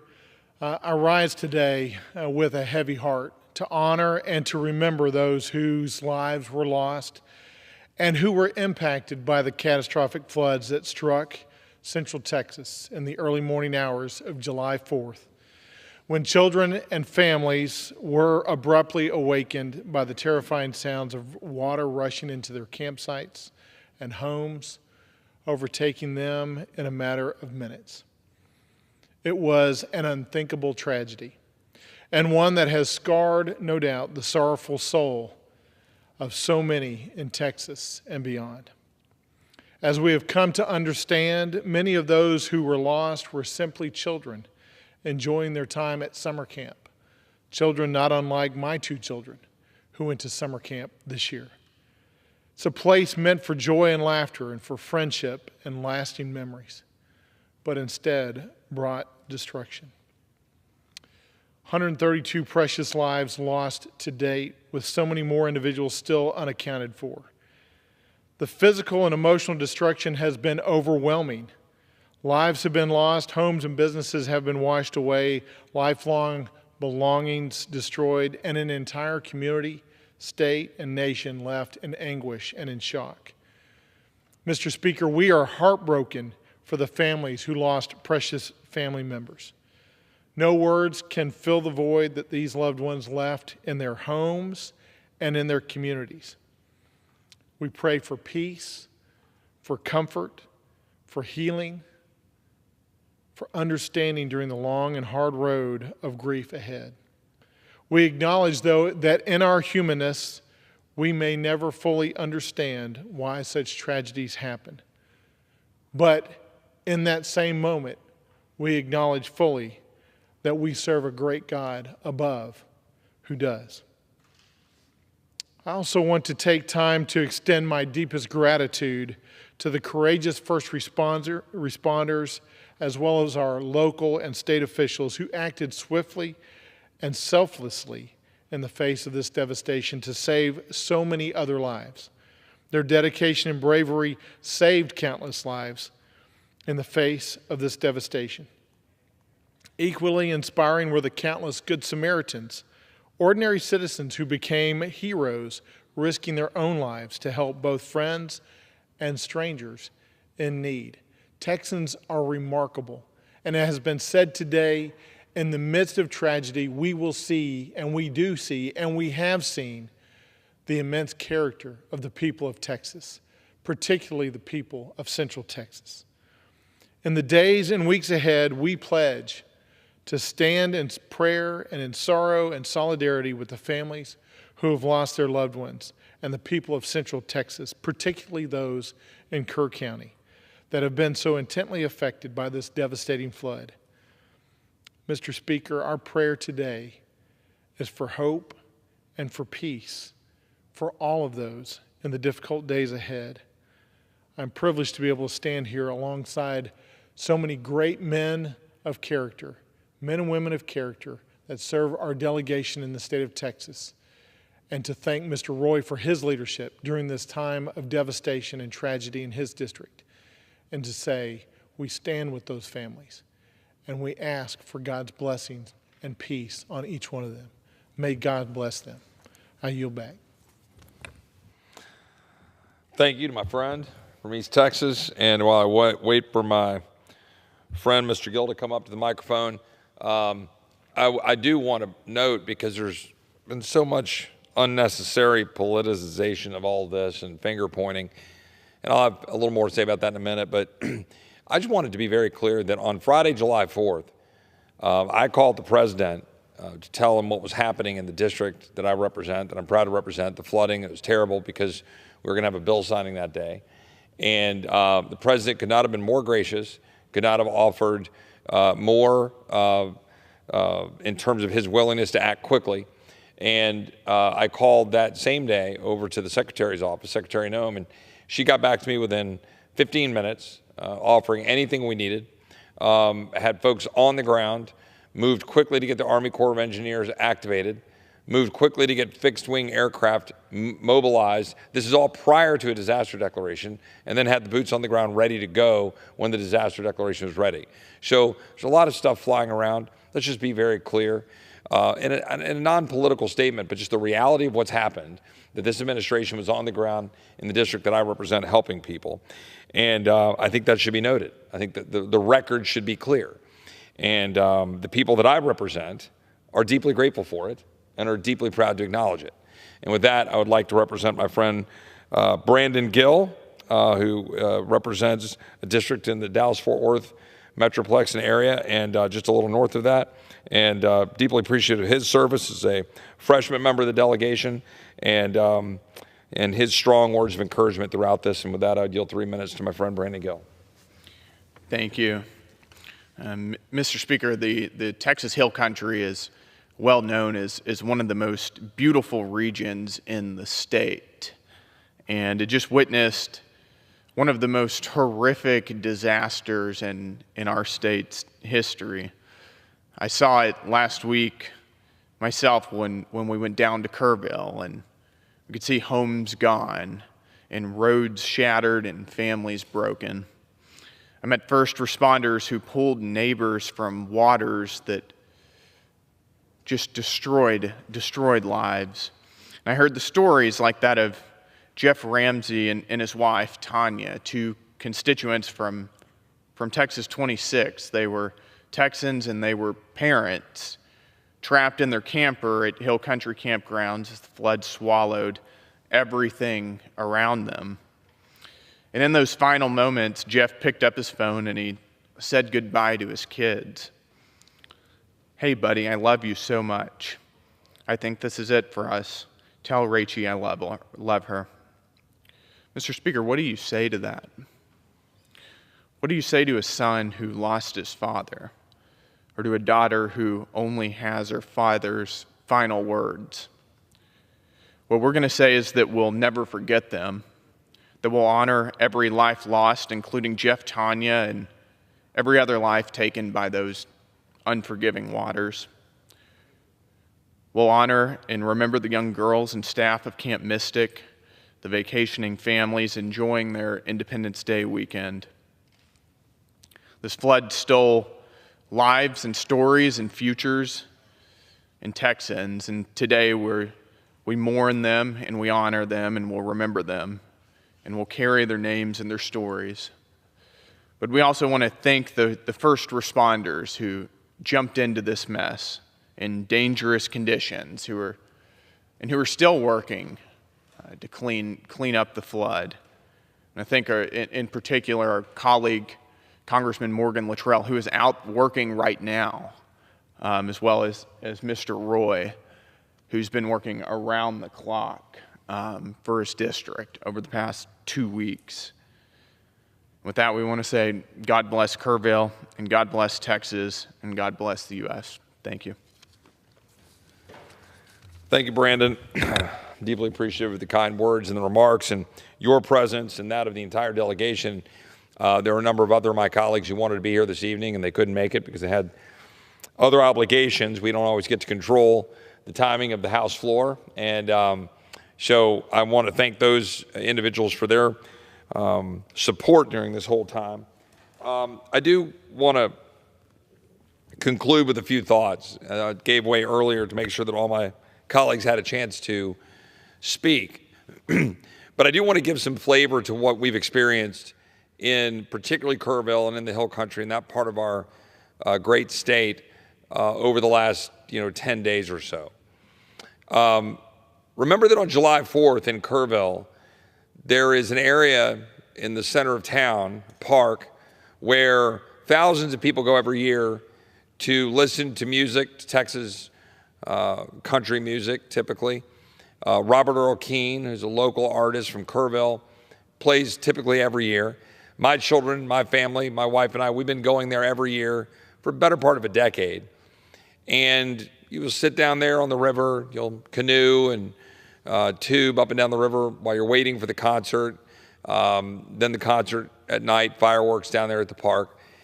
And it's often attended by the people who are coming down to camp on the Guadalupe, just a little west of Kerrville, in the area that is now become more known for people across the country in Hunt, Texas, where these kids camps are located. Now, there's about 18 or 20 camps right there on the water, 40 camps or so in that general area for kids in the summer. Most of these camps, many of these camps, have been there for decades, some as long as a century. Camp Mystic is one of those that would celebrate its 100th anniversary next year. And that's an all-girls camp, as my colleagues have noted. My colleague August Pfluger's daughters were there last week. And it's an all-girls Christian camp. Camp La Junta, right down the river, also a Christ-centered camp. That is an all-boys camp. It had massive damage, massive flooding. They fortunately had no loss of life. There are multiple camps. I go through it. I'm going to leave any out if I keep going up and down the river. But people ask why. People ask this question of me and say, well, why are these camps? Why are all of these houses? Why are all these campgrounds? You know, why are they so close to the river? Well, because the river's awesome. I mean, why are there houses on the beach? Well, because people like to be on the beach. So this is not something that should be that surprising. And it shouldn't be something that we shift away from. It's a great blessing that the Lord has given us this part of the country that you can go to and experience and live these clear waters and the limestone that's cut through there after thousands of years. This whole area was an area where the Comanches were known to, collect in that part of the country and, also take part and enjoy those particularly beautiful waters and springs. And so it draws people from all over the country, and that's why these camps are there. But as I noted earlier on the floor when we had the moment of silence, the extent to which faith is the central part of everything we're experiencing, the reason these camps for the most part exist, the reason for the spirit that we've seen coming out of Kerrville as so many people mourn and so many people across the country are taken in by the stories of these little girls. The fact is, as I mentioned, when you come into Kerrville and you're coming in on Highway 16, coming down from Fredericksburg is an also awesome town, just down the road from Lukenbach, from the famous country song. And you come in 16 into Kerrville, up on the hill as you enter, there's a giant cross, and then there's a garden there. And it's filled with a bunch of the important symbols of our Christian faith, not just the cross, but other things. It's all done by an artist named Max Greiner, and he's done a fantastic job laying it out. It gets hundreds of thousands of visitors every year. But this cross sits up on the hill over Kerrville. And I noticed, and I said this on an interview this weekend, that there were numerous crosses just showing up throughout the town. There was an interview one of the reporters was doing on the river, and there were 3 crosses sitting on the bank of the river. I noticed as I was driving down the Highway 39, which goes from Kerrville out west through Ingram and then Hunt and out by where these camps are. And I went out to Camp La Junta on Friday after the president came in. And it was my, I think, 3rd journey or 4th journey up this over the last, 10 days. And noticing, the changes from the days I first went over there when the floods had just occurred and all of the damage and the debris and the cars and the just absolute devastation, the destroyed houses, the roof, the flood lines were like 30 feet up in these tall cypress trees. You couldn't even believe it. There were trees stuck in the top of trees. There was metal roofing that was up in the top of these trees. There was a dumpster wrapped around a tree. When I was down in Kerrville, the stage from the 4th of July setup was wrapped around trees probably 500 yards down from where the stage had been set. This is a massive, heavy stage on a truck bed. That was where the president got his briefing, and if you saw the pictures, that's where the president was located. That was a stage, that rubble that was there. There was a massive dumpster wrapped around trees, the heavy metal dumpster. It was just shredded like aluminum foil. That was the force of this water. Somebody told me that it was 1.6 million gallons of water per second rushing through this corridor. That's what we were dealing with. But going back to the cross, Samaritan's Purse showed up on the ground immediately. It's a great organization headed by Franklin Graham out of North Carolina. And they show up to deal with disasters all across the country and all around the world. And here they are in my own backyard, not something I necessarily anticipated. And they're in there and they're cleaning out mud from a house of this family, the Lowe's family. And they're a fantastic family, and I'd known them. And so we went and visited, and I can't say that I participated in the clean out. I intend to do that when we get out of this session back in August. But we were going around and seeing and looking at the damage. And they were explaining and walking through for the average viewer out there going, how could this happen? And they looked down and they saw the flooding waters, but they were way down the level. And they woke up at 1 in the morning to some alerts. And then they kept listening. And they kept watching. And they were watching the water come up. And they started realizing, hey, we're going to have to move. And by the time they realized they were going to move, it moved from 15 feet below the level up to the level of their house in a matter of minutes. It just came rushing in. Now, they were able to get out just before it and get up to high ground. But another family friend of mine whose kids were there were about 30 of them. There were several families, parents, and kids from my kids' school. And they were all on a piece of property with 3 houses. Same thing. Woke up at 3-something in the morning. The river's way down a good 15 or 20 feet below the house. They're watching the water rush, and they go, well, maybe we ought to think about moving. They start moving people out of there's 3 houses on this piece of property for rental properties. And they're sitting there, and they clean out the first house, get the kids ready. And by the time they did that over like 15 or 20 minutes, thinking they had hours, the water was already up to the house. So they moved to the second house, and then the water was up to their knees. And then the third house, the water was up to their waist. And they had to get up and ride the storm out for 3 hours on top of another house. 30 people, including kids. They were fortunate to survive, and they're okay. All 7 of their cars are down the river. All of the remaining of their houses are down the river. When I went to the Lowe's house, and they were explaining it to me, and the great people of faith, next to their house was a foundation, all that was left of a home. And there were several of those in a row. And there was one man sitting out in a chair by that foundation. And that man, I was told, was the father of a 20-year-old boy who he had lost and was trying to find him, and was trying to find his body. And they had found the 3 girls who had been there in their vacation home. The dad wasn't there. He was back home in Houston. Well, it turns out I walked over and I saw the man, and I offered him my condolences and listened to his story. And this was maybe 4 days after it happened. And he walked me through how 4 o'clock in the morning, the son had called him and explained that it was a bad spot. The water had already engulfed the house. It had come up so quickly. And he was walking through it and trying to figure out how to get out. And the 3 girls, the son was trying to get out of the house. So he's talking to his dad, and then he hands the phone off to one of the girls. And the son is trying to get the other girls out of the house and get through the water to get up. And about that time, a very large cypress tree, huge, because I saw the remnants of it still there, came through, hit them in the house, and took it out. And the one girl that was left with the phone saw it and basically said to the young man's dad, tell my parents I love them. And that was the last thing she said and the last thing he heard. There are dozens of these stories. People act like something should have been done differently. Maybe it should have. Maybe there can be better systems. We'll go through all that and we'll figure it out, because that's what we do as people. But we don't point fingers. I'll just close with this. Going back to the cross, going back to the spirit of the people of Kerrville and the spirit of the people of the Hill Country who have showed up, the first responders who have shown up, the people of the state, the governor, the Department of Texas Department of Emergency Management, all of the prayer warriors, all of the churches, the now $30 to $40 million of contributions that have poured in, and millions more. All of the people showing up, bringing food. Every single food vendor called my phone. The thousands of people who said, what can I do to help?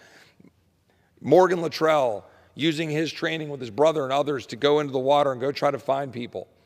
But importantly, the stories of these camp directors and these camp counselors who did everything they could to save lives. Dick Eastland, who lost his life trying to save those little girls. Spent time with his daughter, Mary Liz, over the last week. I met Mary Liz in a church, at Trinity Baptist Church in Kerrville, on Saturday night, the day after July 4th, on July 5th, and I didn't know Mary Liz. Mary Liz asked me for my number, I gave it to her, and we started talking, and I realized that she was Dick's daughter-in-law. Mary Liz was there in the church with all of the families who still hadn't found their little girls. Mary Liz wasn't running away from it as the director of the camp or one of the remaining directors of the camp after Dick had passed away. Mary Liz was there. Mary Liz has been constantly on the phone with all of these families, trying to find everything they can. And we've now found every one of those little girls except for one. And they're not going to rest until they find her. And they're not going to rest until they find the other 100 that are still missing. This is the message out of this: the power of community, the power of faith, the power of the cross that brings people together, the enduring legacy of the little girls singing the hymns as they left Camp Mystic, looking at the damage. The people that will now know the power of Christ because of these little girls' stories. The stories of the charm bracelets, the stories of James Avery Jewelry Store, the stories of a century-long tradition where children come together to learn the power of the gospel and to spread the gospel and to learn that there's more to life than these things. There's more to life than, the temporary things of life, as opposed to friendship and opposed to being one with what God gave us. That's what these camps are about. My staff, I learned, worked at Camp Mystic. The young man that's sitting down here next to me right now. He worked as a cook in the back of Camp Mystic 4 years ago. He told me that Dick Eastland was like a grandfather figure to him, that Dick Eastland helped teach him how to fish, fly fish, and the basics of life. And that's what every person affiliated with these camps have told me, that Dick Eastland and all of these other camp directors, Jane Ragsdale, who I said earlier gave her life to save several little girls before she lost hers. I ran into her pastor just randomly on the side of the river, and he walked me through her story. And it's extraordinary. And you heard some of my colleagues talking about it. The fact of the matter is, that's what is touching everybody about this. Because this spirit is unique, and it transcends. And it will be the enduring story of all of this. These camps are going to be rebuilt. They are going to reopen. I said on the radio, I would send my kids there next summer. Because that's what we should do. Because these camps, these things, these people, this community is more important than fear. Because those of us who have faith in the Lord Almighty and have faith in the Lord's Son, Jesus Christ, we don't fear earthly loss.